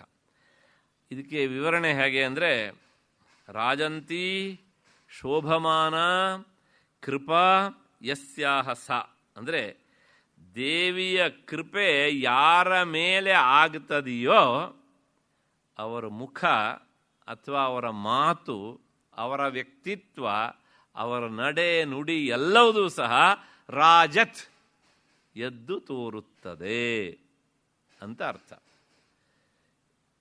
ಈ ವಿವರಣೆಗೆ ಪೂರಕವಾಗಿ ಒಂದು ಮಾತು ಹೇಳ್ತೇನೆ. ನಾವು ಸಾಮಾನ್ಯವಾಗಿ ತುಂಬ ಉತ್ತಮವಾದಂಥ ಒಬ್ಬ ಮಾತುಗಾರ ಮಾತನಾಡಿದ್ದನ್ನು ಕೇಳಿದಾಗ ನಾವು ಹೇಳ್ತೇವೆ, ಅವರ ಮುಖದಲ್ಲಿ ಸರಸ್ವತಿ ವಾಸ ಮಾಡಿದ ಹಾಗಿದೆ, ಅವರ ನಾಲಿಗೆಯಲ್ಲಿ ಆಕೆ ವಾಸ ಮಾಡಿದ ಹಾಗಿದೆ, ಇತ್ಯಾದಿ ಇತ್ಯಾದಿಯಾಗಿ ಅಲ್ಲ. ಮತ್ತು ಕೆಲವು ಜನರ ವ್ಯಕ್ತಿತ್ವ ನೋಡಿದಾಗಲೇ ಅವ್ರು ಯಾರು ನಮ್ಗೆ ಗೊತ್ತಿಲ್ಲ, ಒಂಥರ ನಮಸ್ಕಾರ ಮಾಡೇ ಬಿಡೋಣ ಅಂತ ಅನಿಸುತ್ತೆ. ಯಾಕೆ ಅಂದರೆ ರಾಜತ್ ಕೃಪಾ, ಅವಳ ಅನುಗ್ರಹ ಆದಾಗ ಹಾಗಾಗ್ತದೆ ಸಹಜವಾಗಿ ಹೀಗೆ ಅಂತ. ಇಂಥವ್ರನ್ನ ಬೇಕಷ್ಟು ಜನರನ್ನು ನಾನು ನೋಡಿದ್ದೇನೆ. ಹಾಗಾಗಿ ಬಹಳ ಧೈರ್ಯದಿಂದ ಈ ಮಾತನ್ನು ಹೇಳ್ತೇನೆ. ನಮ್ಮ ಪ್ರದೇಶದಲ್ಲಿ ಒಬ್ಬರು ವಿದ್ವಾಂಸರಿದ್ದರು, ಈಗಿಲ್ಲ ಅವರು. ಆ ಕಾಲದಲ್ಲಿ ಒಂದು 5 ಕಡಗ ಕೈಗೆ, ಬಂಗಾರದ ಕಡಗ, ಅದು ಆದ ಮೇಲೆ ಒಂದಿಷ್ಟು ಮೆಡಲುಗಳು, ಒರಿಜಿನಲ್ಲು, ಈ ಕಪ್ಪಾಗುವ ಮೆಡಲುಗಳಲ್ಲ. ಇದೆಲ್ಲವೂ ಸಹ ಅವರ ಪಾಂಡಿತ್ಯಕ್ಕೆ ಒಲಿದು ಬಂದವುಗಳಾಗಿದ್ವು. ಕೊನೆಗೆ ಅವರು ಮನೆಯನ್ನು ಕಟ್ಟುವ ಕಾಲದಲ್ಲಿ ಅದೆಲ್ಲವನ್ನೂ ಸಹ ಅಡವಿಟ್ರು, ಎಲ್ಲವನ್ನೂ ಸಹ ಕೊಟ್ಟರು. ಆ ಕಾಲದಲ್ಲೂ ಸಹ ಅವ್ರಿಗೆ ಒಂದಿಷ್ಟು ಬೇಜಾರಾಗಲಿಲ್ಲ. ಯಾಕೆಂದರೆ ಒಂದು ಕೊಟ್ಟವಳು ಅವಳು, ಇವತ್ತು ತಗೊಳ್ತಾ ಇರೋವಳು ಅವಳು, ಈ ನಿರ್ಲಿಪ್ತ ಭಾವನೆಯಿಂದ. ಆದರೆ ಸ್ವಾರಸ್ಯ ಅಂದರೆ, ಯಾವುದೇ ಸಭೆಯಲ್ಲಿ ಅವರು ಕುಳಿತಿರಲಿ, ಮೊದಲು ಹೋಗಿ ಅಡ್ಡಿಬೀಳೋದು ಅವರಿಗೆ ಆಗಿತ್ತು. ಎಲ್ಲರೂ ಸಹ 100 ಜನ ವಿದ್ವಾಂಸರಿರುವ ಸಭೆಯಲ್ಲೂ ಸಹ ಬೇರೆಯವರಿಗೆ ಆಮೇಲೆ, ಅವರಿಗೆ ಮಾತ್ರ ಮೊದಲು. ಸಂಸ್ಥೆಯಲ್ಲಿ ಒಂದು ಶಬ್ದ ಉಂಟು, ಪುಂಗವ ಅಂತ, ನರಪುಂಗವ ಅಲ್ವಾ. ಪುಂಗವ ಅಂದರೆ ಈ ಹಸುಗಳ ಮಂದೆಯಲ್ಲಿ ಒಂದು ದೊಡ್ಡದಾದಂಥ ಹುಲ್ಲು ಹೇಗೆ ಎದ್ದು ತೋರುತ್ತೋ, ಪುಮಾನ್ ಗೌಹು ಪುಂಗವ ಅಂತ, ಹಾಗೆ ಎದ್ದು ತೋರ್ತಾ ಇದ್ರು ಅವರು. ಯಾಕೆಂದರೆ ಅಷ್ಟೇ ಆಚಾರ ಸಂಪನ್ನರು, ಅಷ್ಟೇ ಬಿಗುಮಾನದ ವ್ಯಕ್ತಿತ್ವ, ಅಷ್ಟೇ ಸಹೃದಯತ್ವ, ಅಷ್ಟೇ ಶಿಷ್ಯ ವಾತ್ಸಲ್ಯ. ಎಲ್ಲಿ ಏನು ಕೇಳಿದರೂ ಪುಸ್ತಕವನ್ನು ಮುಟ್ಟದೆ ಮಸ್ತಕದಿಂದಲೇ ಬಾಯಿ ತೆರೆದು ಹೇಳುವ ಸಾಮರ್ಥ್ಯ. ಒಬ್ಬ ವ್ಯಕ್ತಿಯ ವ್ಯಕ್ತಿತ್ವ ಅರಳೋದಕ್ಕೆ ಇನ್ನೇನ್ರಿ ಬೇಕು? ಮತ್ತೆ ಇನ್ನೊಂದು ಏನು ಕೇಳಿದರೆ, ಅವರು ಶಿಷ್ಯ ಅಂತ ಆದರೆ ಬೇರೆಯವರು ಯಾರೂ ಸಹ ಅವನನ್ನು ಸೋಲಿಸಬಾರದು, ಅಂಥ ಶಿಷ್ಯ ವಾತ್ಸಲ್ಯ. ಅವನು ಬೇಕಾದ್ರೆ ಪರಮ ದಡ್ಡನಾಗಲಿ, ಅವನು ಹೇಳಿದ್ದೇ ಸರಿ ಅಂತ ಅವ್ರು ಸಮರ್ಥನೆ ಮಾಡ್ತಿದ್ರು ಅವರು. ಯಾರೊಬ್ಬರು ಕೇಳಿದ್ರು ಹೀಗೆ ಅಂತ, ಅಲ್ಲ ಅವನು ಹೇಳಿದ ತಪ್ಪು ಅಂತ ನಿಮಗೂ ಗೊತ್ತು, ನನಗೂ ಗೊತ್ತಯ್ಯ ಅವನು ಹೇಳಿದ ತಪ್ಪು ಅಂತ, ಆದರೆ ನನ್ನ ಶಿಷ್ಯ ಬೇರೆಯವರು ಸೋಲಬಾರ್ದು ಅನ್ನುವಂಥ ವಾತ್ಸಲ್ಯ ನನಗಷ್ಟೇ. ಎಂಥ ಔದಾರ್ಯ ರೀ! ಇವತ್ತಿಂಥವ್ರು ನಾವು ಎಲ್ಲಿ ಕಾಣ್ತೀವಿ ನಾವು? ಹೀಗೆ ಆ ರಾಜತ್ ಕೃಪಾ ಯಾಕೆ ಹೇಳ್ತೇನೆ ಕೇಳಿದರೆ, ಅವರು ಜಗನ್ಮಾತೆಯ ಪರಮ ಆರಾಧಕರಾಗಿದ್ದರು. ಅವರು ಪರಮ ಆರಾಧಕರು. ಹಾಗಾಗಿ ಎಷ್ಟೋ ಸಲ ಹೇಳೋದಿತ್ತು ಅವರಿಗೆ, ಅವರು ಬಂದರು ಅಂತಂದರೆ ಎಲ್ಲರೂ ಸಹ ಎಲ್ಲ ಸುಮ್ಮನೆ ಟೇಪ್ ಹಾಕೊಂಡು ಕೂತಿರ್ಬೇಕು ಹೀಗೆ ಅಂದೆ. ಹಾಗೆ ಅಂತ ಯಾರಿಗೂ ಏನೂ ಹೇಳ್ತಾ ಇರಲಿಲ್ಲ ಅವರು.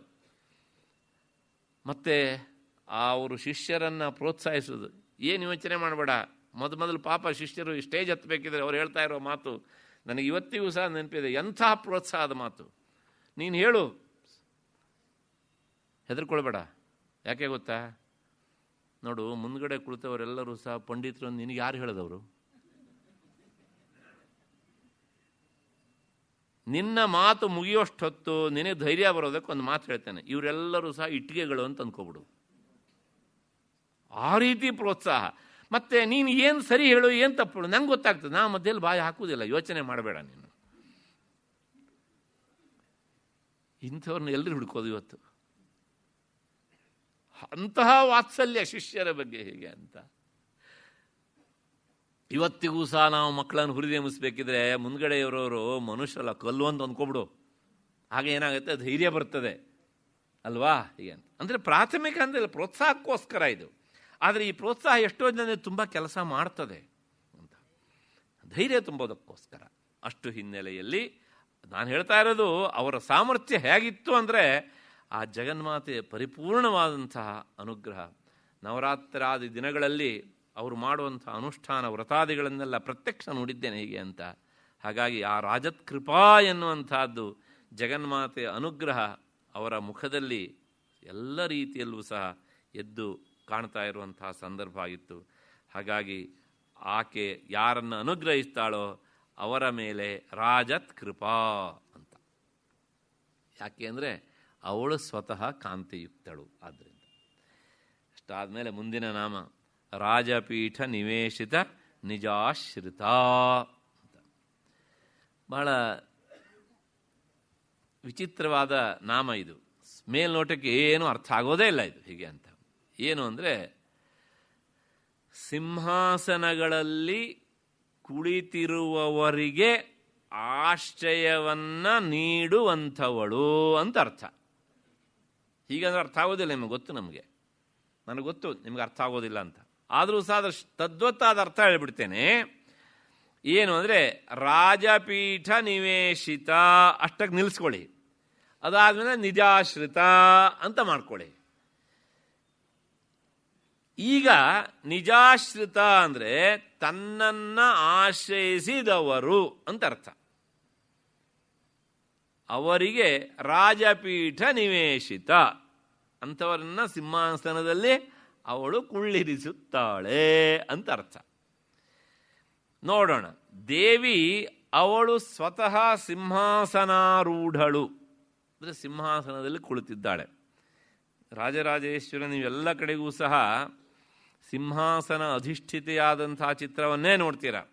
ಯಾಕೆ ಸಿಂಹಾಸನದಲ್ಲಿ ಕುಳಿತಿದ್ದಾಳೆ ಅಂತಂದರೆ, ಸಿಂಹಾಸನ ಅನ್ನೋದಕ್ಕೆ ಅರ್ಥ ಎತ್ತರದ ಆಸನ, ಶ್ರೇಷ್ಠವಾದ ಆಸನ, ಉತ್ಕೃಷ್ಟವಾದ ಆಸನ, ಅಥವಾ ಎಡಬಲಗಳಲ್ಲಿ ಸಿಂಹದ ಚಿತ್ರ ಇರುವ ಆಸನ, ಅಥವಾ ಸ್ವತಃ ಸಿಂಹಗಳೇ ಅಕ್ಕಪಕ್ಕದಲ್ಲಿ ಇರುವಂಥ ಆಸನ. ಇಷ್ಟು ಅರ್ಥ. ಆದರೆ ವಿಶೇಷವಾಗಿ ಇಲ್ಲಿ ಸಿಂಹ ಎನ್ನುವಂಥ ಶಬ್ದ ಶ್ರೇಷ್ಠವಾಚ್ಯ ಆದ್ದರಿಂದ ಶ್ರೇಷ್ಠವಾದ ಸಿಂಹಾಸನದಲ್ಲಿ ಕುಳಿತಿರುವವಳು. ಸಿಂಹಾಸನ ಅಂದರೆ ಶ್ರೇಷ್ಠ ಅಂತ ಅರ್ಥ. ಯಾಕೆ ಅವಳು ಆ ಶ್ರೇಷ್ಠವಾದ ಆಸನದಲ್ಲಿ ಅಂದರೆ ಎತ್ತರದಲ್ಲಿ ಕುಳಿತಿದ್ದಾಳೆ ಅಂದರೆ, ತನ್ನ ಭಕ್ತರಿಗೆ ದರ್ಶನ ಸುಲಭವಾಗಲಿ ಅಂತೇಳಿ ಅವಳು ಸಿಂಹಾಸನಾರೂಢಳಾಗಿದ್ದಾಳೆ. ಯಾವಾಗಲೂ ಅಷ್ಟೇ, ನಾವು ಯಾರನ್ನು ನೋಡಬೇಕೋ ಅವ್ರ ಮೇಲೆ ಕುಳಿತರೆ ನೋಡುವವರಿಗೆ ಸುಲಭ. ಅವರು ಕೆಳಗಿದ್ರೆ ನೋಡಲಿಕ್ಕೆ ಆಗೋದಿಲ್ಲ. ಹಾಗಾಗಿ ಜಗನ್ಮಾತೆ ಸ್ವಯಂ ಯಾಕೆ ಸಿಂಹಾಸನಾರೂಢಳು ಅಂದರೆ, ಭಕ್ತರಿಗೆ ತನ್ನ ದರ್ಶನ ಸುಲಭವಾಗಲಿ ಅಂತ. ಅಷ್ಟು ಹಿನ್ನೆಲೆಯಲ್ಲಿ ತನ್ನನ್ನು ಆಶ್ರಯಿಸಿದಂಥ ಭಕ್ತರನ್ನೂ ಸಹ ಇಂದ್ರಾದಿಗಳನ್ನೂ ಸಹ ಸಿಂಹಾಸನದಲ್ಲಿ ಕುಳ್ಳಿರಿಸುತ್ತಾಳೆ. ಅಂದರೆ ಅವರನ್ನು ಅಲ್ಲಿ ಕುಳಿತುಕೊಳ್ಳುವಷ್ಟು ಯೋಗ್ಯರನ್ನಾಗಿ ಮಾಡ್ತಾಳೆ ಅಂತ ಅರ್ಥ. ತಾನು ಸಿಂಹಾಸನಾರೂಢಳು, ತನ್ನನ್ನು ಆಶ್ರಯಿಸಿದವರನ್ನು ಸಿಂಹಾಸನದಲ್ಲಿ ಕುಳಿತುಕೊಳ್ಳುವಷ್ಟು ಯೋಗ್ಯರನ್ನಾಗಿ ಮಾಡ್ತಾಳೆ ಅಂತ. ಈಗ ಈ ನಾಮವನ್ನು ಬಿಡಿಸೋಣ. ನಾನು ಆಗ ಹೇಳಿದಾಗೇನೆ, ನಿಜಾಶ್ರಿತ ಅಂದರೆ ತನ್ನನ್ನು ಆಶ್ರಯಿಸಿದವರನ್ನು ಅಂತ ಅರ್ಥ. ಇಲ್ಲಿ ನಿಜ ಅಂದರೆ ಕನ್ನಡದ ನಿಜ ಅಲ್ಲ. ನೀವು ನಿಜ ಹೇಳ್ತೀರೋ ಸುಳ್ಳು ಹೇಳ್ತೀರೋ? ಈ ನಿಜ ಅಲ್ಲ. ಸಂಸ್ಕೃತದಲ್ಲಿ ನಿಜ ಅಂದರೆ ತನ್ನವರು ಅಂತ ಅರ್ಥ. ತನ್ನವರು ಅಲ್ಲೇ ಇರೋರು ಏನು ಕರೀತಾರೆ? ಪರರು ಅಂತ ಕರೀತಾರೆ. ಅಯಂ ನಿಜ ಪರೋವೇತಿ ಗಣನಾ ಲಘುಚೇತಸಾಂ ಉದಾರ ಚರಿತಾನಾಂತು ವಸುಧೈವ ಕುಟುಂಬಕಂ. ಯಾಕಂದ್ರೆ ನಾನೇನೋ ಕಲ್ಪಿಸಿಕೊಂಡು ಹೇಳಿದೆ ಅಂತ ನಿಮ್ಮ ಮನಸ್ಸಲ್ಲಿ ಬರಬಾರ್ದು. ಸುಭಾಷಿತಕಾರ ಹೇಳಿದ ಮಾತನ್ನು ಇಟ್ಬಿಡ್ತಿದ್ದ. ಅಯಂ ನಿಜ, ಇವನು ತನ್ನವನು. ಅಯಂ ಪರಹ, ಇವನು ನನ್ನವನಲ್ಲ, ಬೇರೆಯವನು. ಹೀಗೆ ಯೋಚನೆ ಮಾಡ್ತಾರಂತ ಯಾರು ಕೇಳಿದರೆ ಗಣನ ಲಘುಚೇತಸಾಂ.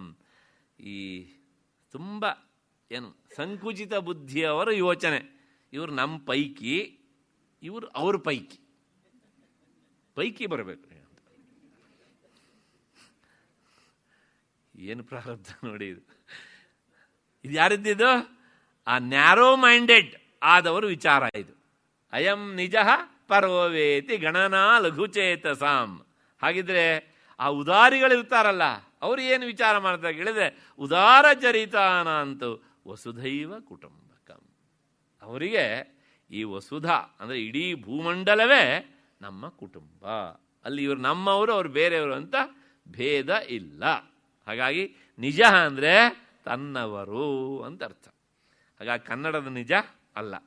ಹೀಗೆ ಜಗನ್ಮಾತೆ ನಿಜಾಶ್ರಿತ ಅಂದರೆ ತನ್ನನ್ನು ಆಶ್ರಯಿಸಿದವರನ್ನ ರಾಜಪೀಠ ನಿವೇಶಿತ, ಆ ಸಿಂಹಾಸನದಲ್ಲಿ ಕುಳ್ಳಿರಿಸುತ್ತಾಳೆ ಅಂದರೆ ಕುಳಿತುಕೊಳ್ಳುವಷ್ಟು ಯೋಗ್ಯರನ್ನಾಗಿ ಮಾಡುತ್ತಾಳೆ. ಮತ್ತು ನಾನು ಹೊಸದಾಗಿ ಹೇಳಬೇಕಾದ್ದಿಲ್ಲ. ಕಾಳಿದಾಸನ ಜೀವನದ ಕಥೆ ಸಾಕು ನಿಮಗೆ. ಭೋಜನಿಗೆ ಧಾರಾನಗರದ ಒಂದು ಸಿಂಹಾಸನ, ಕಾಳಿದಾಸನಿಗೆ ಈ ವಿದ್ವಜ್ ಸಮುದಾಯದ ಎಲ್ಲರ ಹೃದಯವೂ ಒಂದೊಂದು ಸಿಂಹಾಸನ ಅಲ್ವಾ? ಹಾಗಾಗಿ ಕಾಳಿದಾಸನಂಥವನಿಗೆ ಆಶ್ರಯ ಕೊಟ್ಟ ಅಂತ ಭೋಜನಿಗೆ ಹೆಸರೇ ಅಷ್ಟೇ ಹೊರತನು ಸಹ ಕಾಳಿದಾಸ ಇಲ್ಲದೆ ಇದ್ರೆ ಭೋಜರಾಜನ ಇತಿಹಾಸದಲ್ಲಿ ಏನು ಜಾಗ ಇರ್ತಿತ್ರಿ? ಹೌದು ತಾನೆ? ಹಾಗಾಗಿ ಅವಳ ಅನುಗ್ರಹ ಮಾಡಿದರೆ ಏನು ಬೇಕಾದ್ರೂ ಆಗತ್ತೆ. ಅವನನ್ನು ಸಿಂಹಾಸನದಲ್ಲಿ ಕುಳ್ಳಿರಿಸ್ತಾಳೆ. ಅದಕ್ಕೋಸ್ಕರ ಒಂದು ಮಾತುಂಟು ಅವಳ ಅನುಗ್ರಹದಿಂದ. ಏನು ಅಂದರೆ ಸ್ವಗೃಹೇ ಪೂಜ್ಯತೆ ಮೂರ್ಖ. ಒಬ್ಬ ದಡ್ಡ ಮನೆಯಲ್ಲಿ ಅವನಿಗೆ ಗೌರವ, ಯಾಕೆಂದ್ರೆ ಅವನು ಮೊದಲು ಹುಟ್ಟುಬಿಟ್ಟಿದ್ದಾನೆ, ಹಿರಿಯವನು ಅಂತ. ದಯವಿಟ್ಟು ಯಾರು ಹಿರಿಯವರಾದ ಬೇಜಾರು ಮಾಡ್ಕೊಳ್ಬೇಡಿ. 3 ಜನ ಅಣ್ಣತಮ್ಮಂದಿರು ಇದ್ದರೆ ಬೇರೆಯವರು ಬುದ್ಧಿವಂತ ಇರ್ಬೋದು, ಆದರೆ ಅವನಿಗೆ ಮೊದಲನೇ ಸ್ಥಾನ, ಯಾಕೆಂದರೆ ಅವನು ಹಿರಿಯ. ಅಲ್ಲಿ ಸೀನಿಯಾರಿಟಿ ಯಾಕೆ ಕೇಳಿದರೆ ಬರ್ತಿಂದ ತೀರ್ಮಾನ. ಸ್ವಗೃಹೇ ಪೂಜ್ಯತೆಯ ಮೂರ್ಖ, ಸ್ವಗ್ರಾಮೇ ಪೂಜ್ಯತೆ ಪ್ರಭು. ಒಂದು ಊರು, ಒಂದು ಬೀದಿಗೆ ಯಾರಪ್ಪ ಕೇಳಿದರೆ ದೊಡ್ಡವನು, ಯಾವನದ್ದು ಜಾಸ್ತಿ ಉಂಟು ಅವನೇ. ಅವನು ಬೇಕಾದ್ರೆ ಹೆಬ್ಬೆಟ್ಟು ಪ್ರಭು ಆಗಿರಲಿ, ಥಂಬ್ ಇಂಪ್ರೆಷನ್ ಎಲ್ಲ ಕಡೆಗೂ ಸಹ. ಆದರೂ ಸಹ ಹಿ ಈಸ್ ದ ಕಿಂಗ್ ಆ ಬೀದಿಗೆ ಅಥವಾ ಆ ಪ್ರದೇಶಕ್ಕೆ. ಸ್ವದೇಶೇ ಪೂಜ್ಯತೆ ರಾಜ.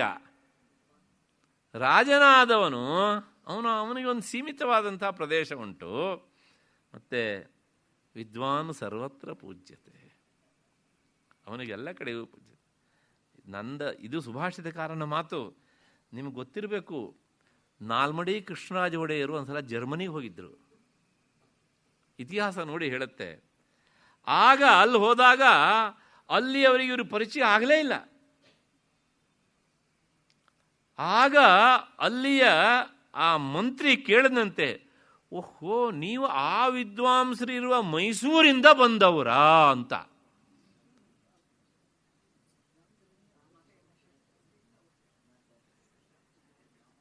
ಯಾರು ಅಂತ ನಿಮಗೆ ಬರ್ತಾ ಇದೆ ಅಂತ ಅಂದ್ಕೊಂಡಿದ್ದೇನೆ.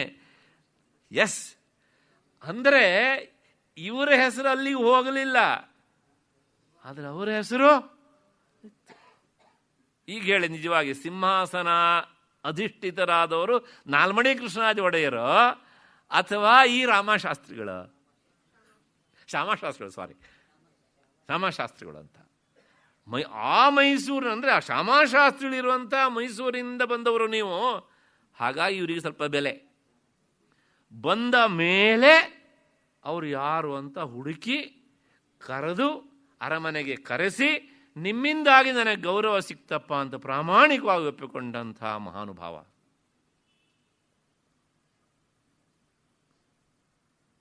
ಅಲ್ಲಿಗೆ ಇವರು ಇಲ್ಲಿಗೆ ಮಾತ್ರ ಅರಸರು, ಆದರೆ ಅವರು ಅಲ್ಲಿಗೂ ಅರಸರು. ಶ್ಯಾಮಶಾಸ್ತ್ರಿಗಳು ವಿದ್ವಲ್ಲೋಕಕ್ಕೆ ಯಾಕೆ ಹೇಳ್ತೇನೆ ಕೇಳಿದರೆ, ಇಂತಹ ಮಹಾನುಭಾವರು ಆ ಜಗನ್ಮಾತೆಯ ಅನುಗ್ರಹಕ್ಕೆ ಪಾತ್ರರಾದವರು. ಅಷ್ಟ ಹಿನ್ನೆಲೆಯಲ್ಲಿ ರಾಜಪೀಠ ನಿವೇಶಿತ. ಅಷ್ಟಾದ ಮೇಲೆ ಮತ್ತೆ ದೀಕ್ಷಿತರು ಇದಕ್ಕೊಂದು ವಿವರಣೆ ಕೊಡ್ತಾರೆ. ಏನು ಅಂದರೆ, ಇವರು ಸ್ವಲ್ಪ ವೇದಾಂತ ಹಿನ್ನೆಲೆಯಲ್ಲಿಯೇ ಕೊಡ್ತಾರೆ. ನಿಜಾಶ್ರಯ ಅನ್ನೋದಕ್ಕೆ ಅರ್ಥ, ನಿಜ ಅಂದರೆ ತನ್ನದು ಅಂತ ಹೇಳಿದ್ದೇನೆ. ತನ್ನ ನಿಜವಾದ ರೂಪ ಯಾವುದು ಅಂದರೆ ಸತ್ಯಂ ಜ್ಞಾನಮನಂತಂ ಬ್ರಹ್ಮ, ಅದು ತನ್ನ ನಿಜವಾದ ರೂಪ. ಈ ರೂಪವನ್ನಾಗಲಿ ಸ್ವೀಯಂ ಸ್ವರೂಪಂ ಸತ್ಯಜ್ಞಾನಾನಂತ ರೂಪಂ ಅಂತ ಅರ್ಥ ಒಂದು. ಅದಿಲ್ಲದೆ ಇದ್ರೆ ಇನ್ನೊಂದು ರೂಪ ಉಂಟು ತನಗೆ, ಸಗುಣ ರೂಪ. ಅಂದರೆ ತನ್ನ ನಿರ್ಗುಣ ರೂಪವನ್ನಾಗಲಿ ಸಗುಣ ರೂಪವನ್ನಾಗಲಿ ಯಾರು ಆಶ್ರಯಿಸುತ್ತಾರೋ ಅವರು ನಿಜಾಶ್ರಯ. ಹೇಗಿದೆ ನೋಡಿ, ಪೂರ್ತಿ ವೇದಾಂತ ಇದಿವಾಗ, ಹೌದು ತಾನೇ? ಅಂಥವರಿಗೆ ಆಶ್ರಯ ಕೊಡೋಳಾದ್ದರಿಂದ ಅವಳು ನಿಜಾಶ್ರಯ. ಸ್ವಭಕ್ತಾ ಯಯಾ ಸ, ಯಾವಳು ತನ್ನ ಸಗುಣ ರೂಪವನ್ನಾಗಲಿ ನಿರ್ಗುಣ ರೂಪವನ್ನಾಗಲಿ ಆಶ್ರಯಿಸಿದಂಥ ಭಕ್ತರಿಗೆ ಆಶ್ರಯವನ್ನು ಕೊಡ್ತಾಳೋ ಅವಳು ನಿಜಾಶ್ರಯ ಅಂತ ವಿವರಣೆ. ಅದಾದ ಮೇಲೆ ಮತ್ತೆ ಮುಂದುವರೆದು ಹೇಳ್ತಾರೆ ಅವರು, ಇಂತಹ ಭಕ್ತರನ್ನ ಸಿಂಹಾಸನದ ಮೇಲೆ ಕುಳ್ಳಿರಿಸುತ್ತಾಳೆ. ಯಾವ ಸಿಂಹಾಸನ ಅಂದರೆ ಅಧ್ಯಾತ್ಮ ಪ್ರಪಂಚದ ಸಿಂಹಾಸನದ ಮೇಲೆ. ಜ್ಞಾನಿಯಾದವರಿಗೆ ನೀವು ಯಾವ ಸಿಂಹಾಸನ ಕೊಟ್ಟರೂ ಕಡಿಮೆನೆ ಅಲ್ವಾ? ಅವ್ರ ಹತ್ರ ಏನಿರ್ತದೆ ಕೇಳಿದರೆ ಏನೂ ಇರೋದಿಲ್ಲ, ಆದರೆ ಎಲ್ಲ ಸಿಂಹಾಸನವೂ ಅವ್ರ ಕೈ ಕೆಳಗೇನೆ ಬರ್ತದೆ. ರಾಜನಿಗೆ ಒಂದೇ ಸಿಂಹಾಸನ. ಒಬ್ಬ ರಾಜ ಇನ್ನೊಂದು ಊರಿಗೆ ಹೋದರೆ ಆ ರಾಜ ತಾನು ಕುಳಿತುಕೊಳ್ಳುವಂತಹ ಸಿಂಹಾಸನವನ್ನು ಈ ರಾಜನಿಗೆ ಕೊಡೋದಿಲ್ಲ. ಆದರೆ ಒಬ್ಬ ಆತ್ಮಜ್ಞಾನಿ ಹೋದರೆ ಅವನೇನು ಮಾಡ್ತಾನೆ, ಆ ಸಿಂಹಾಸನವನ್ನು ಬಿಟ್ಟು ಈಚೆ ಬಂದು ಕೈ ನಿಂತು ಜೋಡಿಸಿರ್ತಾನೆ. ಆದ್ದರಿಂದ ಆ ಜಗನ್ಮಾತೆಯ ಅನುಗ್ರಹಕ್ಕೆ ಪಾತ್ರರಾದವರಿಗೆ ಇಂಥ ಎಲ್ಲ ಸಿಂಹಾಸನಗಳು ಸಹ ಸಿಗ್ತವೆ. ಇಲ್ಲೊಂದು ಶಬ್ದ ಉಂಟು, ಏನು ಅಂದರೆ ರಾಜಪೀಠ ನಿವೇಶಿತ ನಿಜಾಶ್ರಿತ. ನಾನು ಹೇಳಿದೆ ನಿಜಾಶ್ರಿತ ರಾಜಪೀಠ ಅಂದರೆ ನಿಜಾಶ್ರಿತರು ನಿಜಾಶ್ರಯರು ಅಂದರೆ ಯಾರು ಅಂತ ವಿವರಣೆ ಕೊಟ್ಟೆ. ಅದರ ರಾಜಪೀಠ ಅನ್ನೊಂದು ಉಂಟಲ್ಲ, ಅದಕ್ಕೊಂದು ವಿವರಣೆ ಕೊಡ್ತಾರೆ ಅವರು. ರಾಜಪೀಠ ಅಂದರೆ ಪರಬ್ರಹ್ಮ ವಸ್ತು ಅಂತ ಅರ್ಥ. ರಾಜ ಶಬ್ದ ಶ್ರೇಷ್ಠವಾಚಿ. ಉದಾಹರಣೆಗೆ ರಾಜಹಂಸ ಅಂತ ಕರೀತಾರೆ. ಏನಂತ ಅರ್ಥ? ರಾಜಹಂಸ ಅಂದರೆ ಮಹಾರಾಜರು ಸಾಕಿದ ಹಂಸ ಅಂತ ಅರ್ಥವಾ? ಹಾಗಿದ್ರೆ ಶ್ರೇಷ್ಠವಾದ ಹಂಸ ಅಂತ ಅರ್ಥ. ಹಾಗೇನೆ ರಾಜಗುರು ಏನು? ಶ್ರೇಷ್ಠವಾದ ಗುರು. ಹೀಗೆ ಅಂತ, ಹೀಗೆ ರಾಜಪೀಠ ಅನ್ನೋದಕ್ಕೆ ಅರ್ಥ ಪರಬ್ರಹ್ಮ ಅಂತ ಅರ್ಥ. ಅದರಲ್ಲಿ ನಿವೇಶಿತ ನಿಜಾಶ್ರಿತ, ತನ್ನನ್ನು ಆಶ್ರಯಿಸಿದಂಥ ಭಕ್ತರನ್ನು ಅಲ್ಲಿ ಕುಳ್ಳಿರ್ತಾಳೆ. ಅಂದರೆ ತನ್ನನ್ನು ನಂಬಿದಂಥ, ತನ್ನನ್ನು ಉಪಾಸಿಸುವ ತನ್ನ ಭಕ್ತರನ್ನು ಅಧ್ಯಾತ್ಮ ಪ್ರಪಂಚದ ಸಿಂಹಾಸನದಲ್ಲಿ ಕುಳ್ಳಿರ್ತಾಳೆ. ಆತ್ಮಜ್ಞಾನಕ್ಕೆ ಸಾಮ್ರಾಜ್ಯ, ಅದಕ್ಕೆ ಇವರು ಒಡೆಯರನ್ನಾಗಿ ಆಕೆ ಮಾಡ್ತಾಳೆ ಎನ್ನುವಂತಹದ್ದು. ಇಷ್ಟು ಅರ್ಥದ ಹಿನ್ನೆಲೆಯಲ್ಲಿ ರಾಜ ಪೀಠ ನಿವೇಶಿತ ನಿಜಾಶ್ರಿತ ಅಂತ ಅರ್ಥ. ಅಧ್ಯಾತ್ಮ ಪ್ರಿಯರಾದವರಿಗೆ ಈ ನಾಮ ಅತ್ಯಂತ ಹತ್ತಿರದ ನಾಮ ಆಗಿಬಿಡ್ತದೆ. ಯಾಕೆಂದರೆ ತುಂಬ ಉತ್ತಮವಾದಂಥ ಅರ್ಥ. ಅದಕ್ಕಿಂತ ಜಾಸ್ತಿ ಇಂಡೈರೆಕ್ಟ್ ನಮಗೊಂದು ಪಾಠ ಹೇಳುತ್ತೆ. ಆಕೆ ಹತ್ರ ಏನು ಕೇಳಬೇಕು ನಾವು ಅದನ್ನು ಹೇಳುತ್ತೆ. ಅದು ಭಾಳ ಹಿಡನ್ನಾಗಿ ಹೇಳುತ್ತೆ. ಅದನ್ನು ಗುಟ್ಟು ಬಿಟ್ಟುಕೊಡೋದೇ ಇಲ್ಲ, ಅದನ್ನು ಓಪನ್ನಾಗಿ ಹೇಳೋದೇ ಇಲ್ಲ. ಅದನ್ನು ಕೇಳಬೇಕಾದದ್ದು ಅದನ್ನೇ ಹೊರತುನೂ ಸಹ ಭೌತಿಕವಾದಂಥದ್ದನ್ನು ಯಾವುದನ್ನೂ ಕೇಳುವಂಥದ್ದು ಅಷ್ಟು ಉಚಿತ ಅಲ್ಲ. ಯಾರಿಗೆ ಬೇಕೋ ಅವ್ರು ಕೇಳಿಕೊಳ್ಳಿ. ಅದು ತೀರಾ ಉತ್ಕಟವಾದಂಥ ಸಾಧನೆ ಮಾಡುವವರಿಗೆ ಈ ನಾಮ ರಾಜಪೀಠ ನಿವೇಶಿತ ನಿಜಾಶ್ರಿತ ಎನ್ನುವಂಥ ನಾಮ ತುಂಬ ಹೃದಯಕ್ಕೆ ಹತ್ತಿರವಾಗುವಂಥ ನಾಮ. ಕಾರಣ ಇಷ್ಟೇ, ಅವಳನ್ನು ನಂಬಿದವರನ್ನು ಆಕೆ ಕೈ ಬಿಡುವುದಿಲ್ಲ ಎನ್ನುವಂತಹ ಅಘೋಷಿತವಾದ ಪ್ರತಿಜ್ಞಾವಾಕ್ಯ ಉಂಟು ಈ ನಾಮದಲ್ಲಿ. ಅಷ್ಟು ಹಿನ್ನೆಲೆಯಲ್ಲಿ ಈ ನಾಮಕ್ಕೆ ಮಂಗಳ ಶಾಸನ ಮಾಡಿಕೊಂಡು ಮುಂದಕ್ಕೆ ಹೋಗೋಣ. ರಾಜ್ಯಲಕ್ಷ್ಮೀ ಅಂತ ತಲ ಪೂರ್ತಿ ಇದೇ ನಾಮ, ಇದ್ರದ್ದೇ ವಿಷಯ. ಅಷ್ಟು ರಾಜ್ಯ, ಲಕ್ಷ್ಮಿ, ಸಂಪತ್ತು ಹೀಗಿದೆ. ಅವಳು ರಾಜ್ಯಲಕ್ಷ್ಮಿಯು. ನಮ್ಮಲ್ಲಿ ಸಾಮಾನ್ಯವಾಗಿ ರಾಜಲಕ್ಷ್ಮಿ ಅಂತ ಕರೀತಾರೆ, ಆದರೆ ರಾಜ್ಯಲಕ್ಷ್ಮಿ ಅಂತ ಹೇಳೋದು ಬಹಳ ರೇರ್. ರಾಜ್ಯಲಕ್ಷ್ಮಿ ಅಂದರೂ ಅದೇ ಅರ್ಥವೇ, ಸ್ವಲ್ಪ ವ್ಯತ್ಯಾಸ ಉಂಟು. ಅಂದರೆ ರಾಜ್ಯದ ಬಗ್ಗೆ ಅಭಿಮಾನಿನಿಯಾದ ಲಕ್ಷ್ಮಿ ಅಂತ ಅರ್ಥ. ಈ ರಾಜ್ಯಲಕ್ಷ್ಮಿಗೆ ಅಂತಾನೆ, ಅಂದರೆ ಆಕೆಯನ್ನು ಒಲಿಸಿಕೊಳ್ಳೋದಕ್ಕೆ ಅಂತಾನೆ ವಿಶೇಷವಾಗಿ ತಂತ್ರರಾಜದಲ್ಲಿ ಒಂದು ಮಂತ್ರ ಉಂಟಂತೆ. ಮತ್ತು ನನ್ನ ಹತ್ರ ಕೇಳಬೇಡಿ ಅದನ್ನು, ಯಾಕೆ ನಾನು ಅವತ್ತೇ ಹೇಳಿದ್ದೇನೆ, ನನಗೆ ಈ ಮಂತ್ರಗಳ ಪರಿಚಯ ಅಷ್ಟಾಗಿ ಇಲ್ಲ. ನಾನೇನಿದ್ರೂ ಸಹ ವ್ಯಾಖ್ಯಾನಕಾರರು ಏನು ಹೇಳ್ತಾರೋ ಅದನ್ನು ಯಥಾಮತಿ ನನ್ನ ಬುದ್ಧಿಪಾತ್ರೆಯಲ್ಲಿ ಹಿಡಿದು ಶೋಧಿಸಿ ನಿಮ್ಮ ಮುಂದೆ ಇಡ್ತೇನೆ ಅಷ್ಟೇ. ಹಾಗಾಗಿ ತಂತ್ರರಾಜ ಎನ್ನುವಂಥ ಒಂದು ಪ್ರಸಿದ್ಧ ಗ್ರಂಥ, ಅದು ತಂತ್ರಶಾಸ್ತ್ರಕ್ಕೆ ಸಂಬಂಧಪಟ್ಟಿದ್ದು. ಅಲ್ಲಿ ರಾಜ್ಯಲಕ್ಷ್ಮಿ ವಿಶೇಷವಾಗಿ ಕ್ಷತ್ರಿಯರಿಗೆ ಹೇಳಿದಂಥದ್ದು. ಅವರಿಗೆ ಈ ರಾಜ್ಯಲಕ್ಷ್ಮಿಯ ಅನುಗ್ರಹ ಬೇಕಾಗತ್ತೆ. ಹಾಗಾಗಿ ಆಕೆಯನ್ನು ಒಲಿಸಿಕೊಳ್ಳೋದಕ್ಕೆ, ಅವಳ ಅನುಗ್ರಹವನ್ನು ಪಡೆಯೋದಕ್ಕೆ ಬೇಕಾದಂಥ ಮಂತ್ರ ಅಲ್ಲುಂಟು ಅಂತ ವ್ಯಾಖ್ಯಾನಕಾರ ಹೇಳ್ತಾರೆ. ಅದರ ಸ್ವರೂಪ ಏನು ಅಂತ ತಿಳಿಸೋದಿಲ್ಲ. ಇಷ್ಟಾದ ಮೇಲೆ ವೈದ್ಯನಾಥ ದೀಕ್ಷಿತರು ಹೇಳ್ತಾರೆ, ರಾಜ್ಯಾಧಿಷ್ಠಾನ ಲಕ್ಷ್ಮೀ ಸ್ವರೂಪಿಣಿ, ಅಂದರೆ ರಾಜ್ಯದಲ್ಲಿರುವಂಥ ಲಕ್ಷ್ಮಿಯ ಸ್ವರೂಪ, ಅಲ್ಲಿರುವಂಥ ಧನ ಕನಕ ಭೂಮಿ ಮನೆ ಆಳು ಕಾಳು ಹಸ್ತಿ ಗಜ ಎಲ್ಲದೂ ಸಹ. ಆನೆ, ಹಸ್ತಿ ಗಜ ಆನೆ ಮೂರು ಒಂದೇ ಆಗೋಯ್ತಲ್ರಿ. ನಾನು ಹೇಳ್ತಾ ಹೋದೆ, ನೀವು ಹೂ ಆಗ್ತಾನೆ ಉಳಿದ್ಬಿಟ್ರಿ. ತಮಾಷೆ ಮಾಡಿದೆ. ಆನೆ ಕುದುರೆ ಎಲ್ಲವೂ ಸಹ ಆಕೆಯದೇ ಸಂಪತ್ತು. ಹೀಗೆ ಅದು ರಾಜ್ಯಲಕ್ಷ್ಮಿ ಅಂತ. ಒಟ್ಟಾರೆ ಏನು ಕೇಳಿದರೆ, ಜಗನ್ಮಾತೆ ರಾಜ್ಯಲಕ್ಷ್ಮಿಯಾಗಿ ನೆಲೆಸಿದಾಗ ರಾಜ್ಯದ ಸಂಪತ್ತು ವೃದ್ಧಿಸುತ್ತದೆ ಎನ್ನುವಂಥ ಹಿನ್ನೆಲೆಯಲ್ಲಿ ಅವಳ ಹೆಸರು ರಾಜ್ಯಲಕ್ಷ್ಮಿ ಅಥವಾ ರಾಜ್ಯಶ್ರೀ ಅಂತ. ಹೆಣ್ಣು ಮಕ್ಕಳಿಗೆ ರಾಜಶ್ರೀ ಅಂತ ಹೆಸರಿಡ್ತಾರೆ, ಅದಕ್ಕಿಂತಲೂ ಉತ್ಕೃಷ್ಟವಾದ ಹೆಸರು ರಾಜ್ಯಶ್ರೀ ಅಂತ. ನನ್ನ ಸ್ನೇಹಿತರು ಒಬ್ಬರಿದ್ದರು, ಈಗಿಲ್ಲ. ಅವರ ಮಗಳಿಗೆ ರಾಜ್ಯಶ್ರೀ ಅಂತಲೇ ಹೆಸರಿಟ್ಟಿದ್ರು ಅವರು. ಆಗ ಅವ್ರು ಕೇಳಿದೆ ನಾನು ಅವ್ರ ಹತ್ರ, ರಾಜಶ್ರೀ ಅನ್ನೋದು ಪ್ರಸಿದ್ಧ ಅಲ್ವಾ ಅಂತ. ಪ್ರಸಿದ್ಧ ಹೌದು, ಆದರೆ ರಾಜ್ಯಶ್ರೀ ಅನ್ನುವಂಥದ್ದು ಅರ್ಥದೃಷ್ಟಿಯಲ್ಲಿ ಇದಕ್ಕಿಂತ ಹೆಚ್ಚು ಉತ್ಕೃಷ್ಟ ಹೀಗೆ ಅಂತ. ಬಹಳ ಹಿಂದೆ, ಸುಮಾರು 35 ವರ್ಷಗಳ ಹಿಂದೆ ಹೀಗೆ ಅಂತ.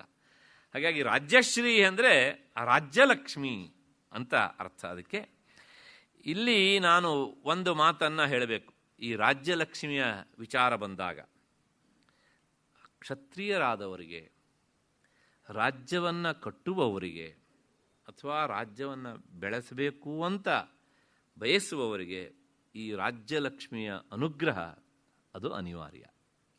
ಹಾಗಿಲ್ಲದೆ ಇದ್ದರೆ ರಾಜ್ಯ ಕಟ್ಟಲಿಕ್ಕೆ ಆಗೋದಿಲ್ಲ. ವಿಜಯನಗರ ಸಾಮ್ರಾಜ್ಯವನ್ನು ಸ್ಥಾಪಿಸುವಾಗ ನಿಮಗೆ ಗೊತ್ತು, ಹಕ್ಕ ಬುಕ್ಕರ ಪರಿಸ್ಥಿತಿ ಹೇಗಿತ್ತು ಅಂದರೆ, ಅವರು ಕಾಡಾಡಿಗಳಾಗ್ಬಿಟ್ಟಿದ್ರು, ಟೋಟಲ್ ಅನಾಥರಾಗ್ಬಿಟ್ಟಿದ್ರು ಒಂಥರ.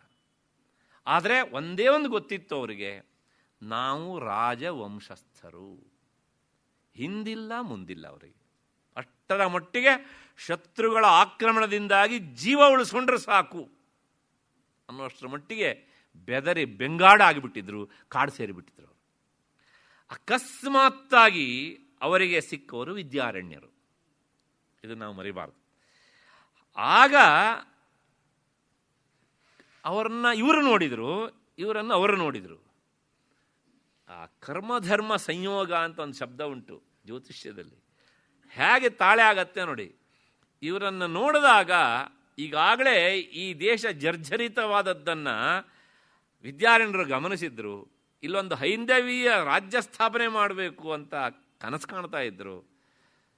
ಅವರಿಗೆ ಇವರನ್ನು ನೋಡಿದಾಗ ಮುಖ ನೋಡಿದ ತಕ್ಷಣ ಅನಿಸ್ತಂತೆ, ನನ್ನ ಸಂಕಲ್ಪ ಇವರಿಂದ ಈಡೇರುತ್ತೆ ಅಂತ. ಜ್ಞಾನಿಯಾದವನಿಗೆ ಮಾತ್ರ ಅದು ಗೋಚರಿಸುತ್ತೆ. ಇವರನ್ನು ನೋಡಿದಾಗ ಅನಿಸ್ತಂತೆ, ನಮಗೆ ಇವರೇ ನಿಜವಾದ ಗುರುಗಳು ಅಂತ. ಒಂದು ಕಾಲಿಗೆ ಎರಗಿದರು. ಕಾಲಿಗೆ ಎರಗಿ ಆದಮೇಲೆ ಅವರನ್ನು ಬಹಳ ಜೋಪಾನವಾಗಿ ರಕ್ಷಣೆ ಮಾಡಿದ್ರು ಅವರು ವಿದ್ಯಾರಣ್ಯರು. ಯಾಕೆಂದರೆ ಅವ್ರು ನೋಡಿದ ತಕ್ಷಣ ಗೊತ್ತ, ರಾಜ ಲಕ್ಷಣ ಸಂಪನ್ನರು, ಯುವಾನವು, ತೇಜಸ್ವಿನವು, ಎಷ್ಟೆಲ್ಲ ವಿವರಣೆ ಕೊಡ್ತಾರೆ ಅವ್ರ ಬಗ್ಗೆ. ಅಂಥವ್ರು ನೋಡಿದಾಗ ಅನ್ನಿಸ್ತಂತೆ ಈ ಮಕ್ಕಳು ಹಾಳಾಗಬಾರ್ದು, ಇವ್ರನ್ನ ಏನಾದರೂ ಮಾಡಿ ಈ ದೇಶದ ಬೆಳವಣಿಗೆಗೋಸ್ಕರ ಉಪಯೋಗಿಸ್ಕೊಳ್ಬೇಕು ನಾನು ಅಂಥೇಳಿ ಬಯಸಿದರು.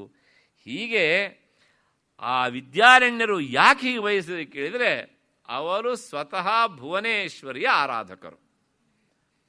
ಮಧ್ಯದಲ್ಲಿ ಒಂದು ಮಾತು ಹೇಳಿಬಿಡ್ತೇನೆ, ಬೇಜಾರು ಮಾಡ್ಕೊಳ್ಬೇಡಿ. ನವೆಂಬರ್ 1ನೇ ತಾರೀಕು ಬಂದರೆ ಕನ್ನಡ ಭುವನೇಶ್ವರಿ ಹಾಡಿದ್ದೇ ಹಾಡಿದ್ದು, ಆದರೆ ವಿದ್ಯಾರಣ್ಯರ ಹೆಸರು ಮಾತ್ರ ಯಾರಿಗೂ ಗೊತ್ತಿಲ್ಲ ಪಾಪ. ದುರ್ದೈವ.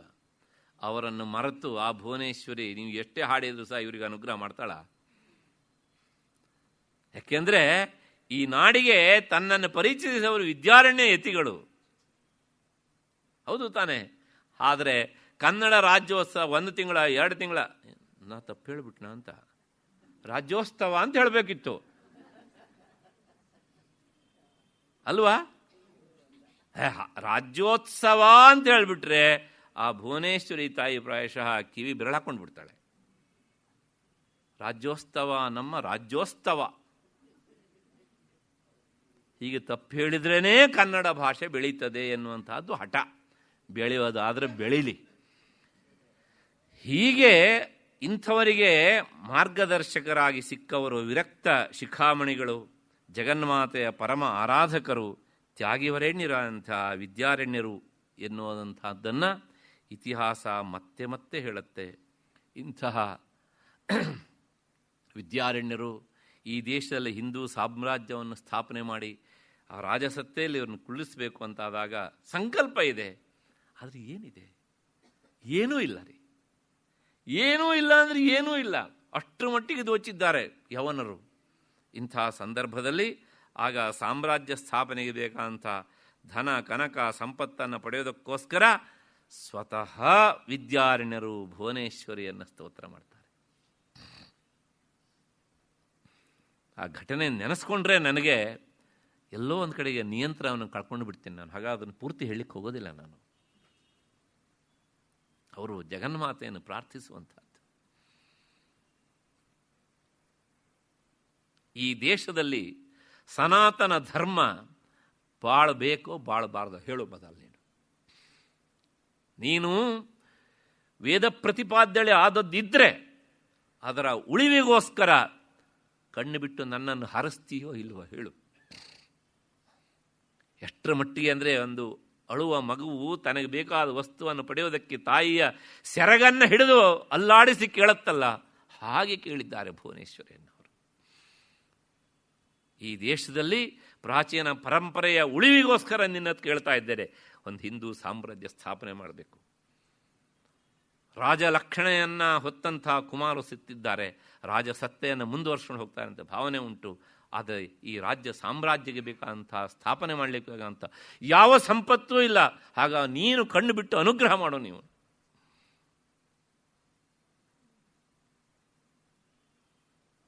ಪ್ರಾಯಶಃ ಆಚಾರ್ಯ ಶಂಕರರು ಕನಕಧಾರಾ ಸ್ತೋತ್ರವನ್ನು ಹೇಳಿ ನೆಲ್ಲಿಕಾಯ ಕೊಟ್ಟು ಅಜ್ಜಿಗೆ ಅನುಗ್ರಹ ಮಾಡಿದ್ರಲ್ಲ, ಆ ಭಾವನೆ ಎಲ್ಲೋ ಗಟ್ಟಿಯಾಗಿತ್ತು ಅಂತ ಕಾಣುತ್ತೆ.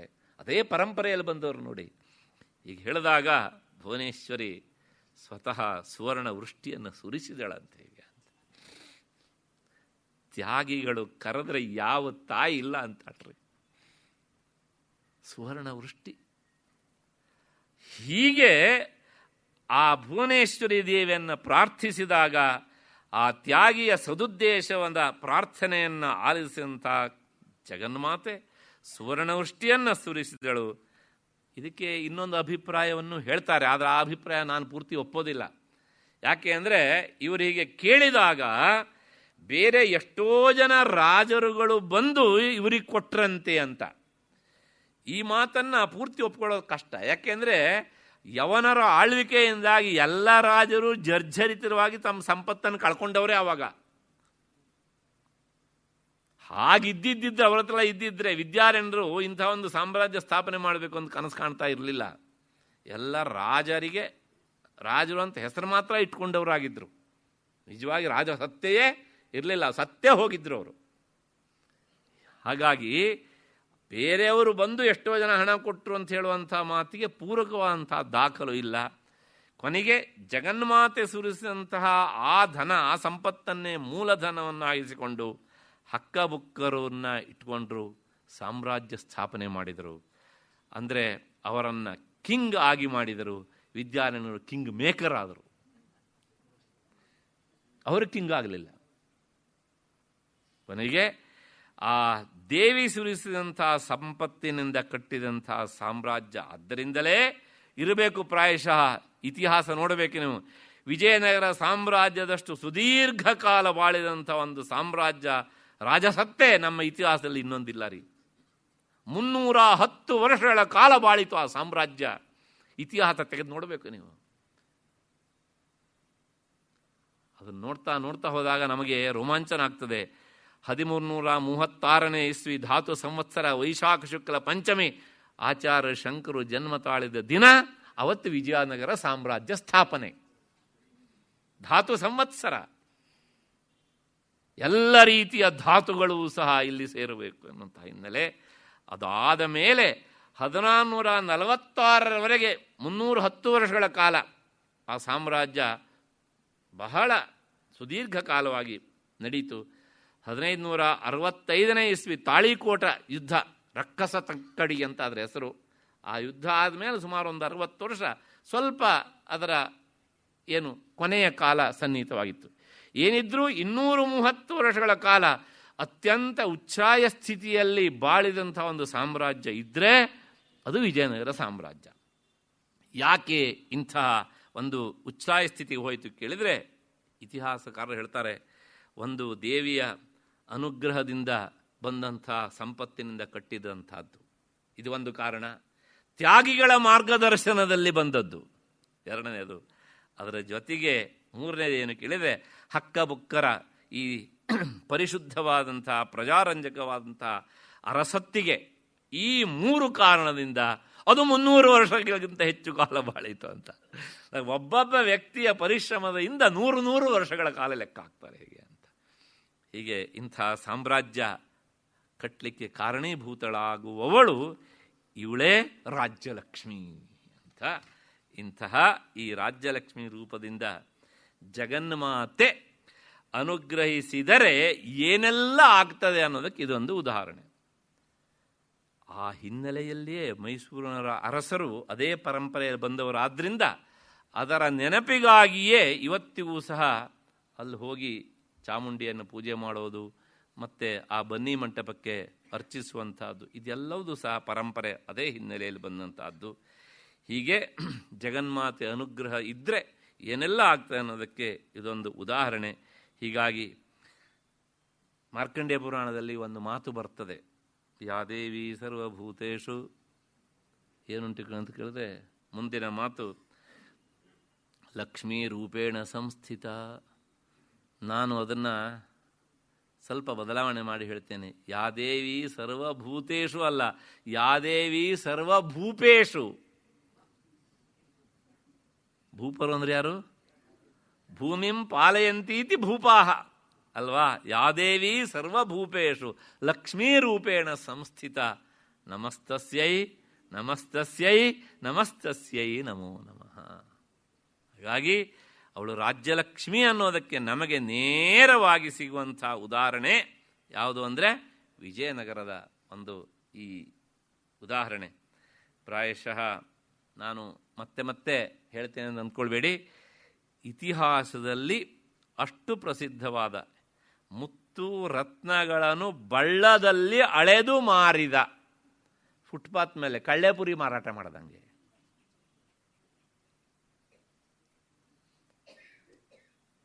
ಬಂಗಾರವನ್ನು ತೂಗಿ ಕೊಡುವುದಲ್ಲ, ಕೊಳಗದಲ್ಲಿ ತುಂಬಿ ಅಳೆದು ಕೊಡುವುದು.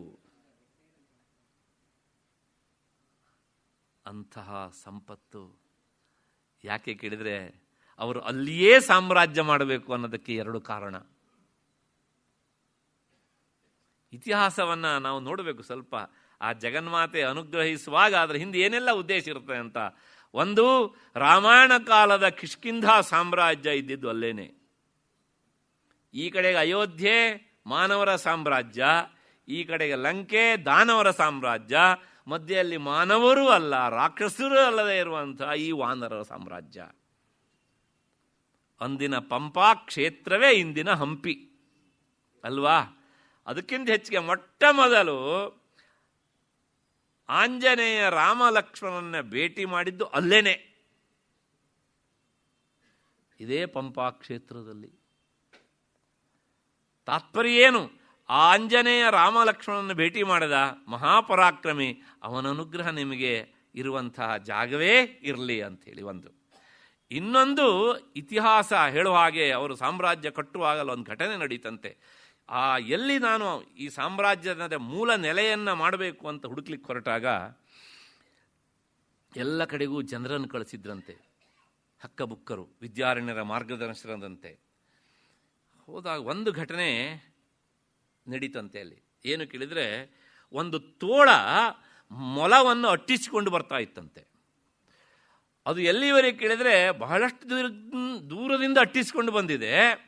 ಆದರೆ ಅಲ್ಲಿವರೆಗೂ ಆ ತೋಳಕ್ಕೆ ಹೆದರಿ ಓಡಿ ಬಂದಂಥ ಈ ಮೊಲ ಈ ಜಾಗಕ್ಕೆ ಬಂದಾಗ, ಪಂಪಾ ಕ್ಷೇತ್ರಕ್ಕೆ ಬಂದಾಗ ಹೆದರಿ ಓಡಲಿಲ್ಲ, ತಿರುಗಿ ನಿಂತಿತು ತೋಳದ ಮೇಲೆ.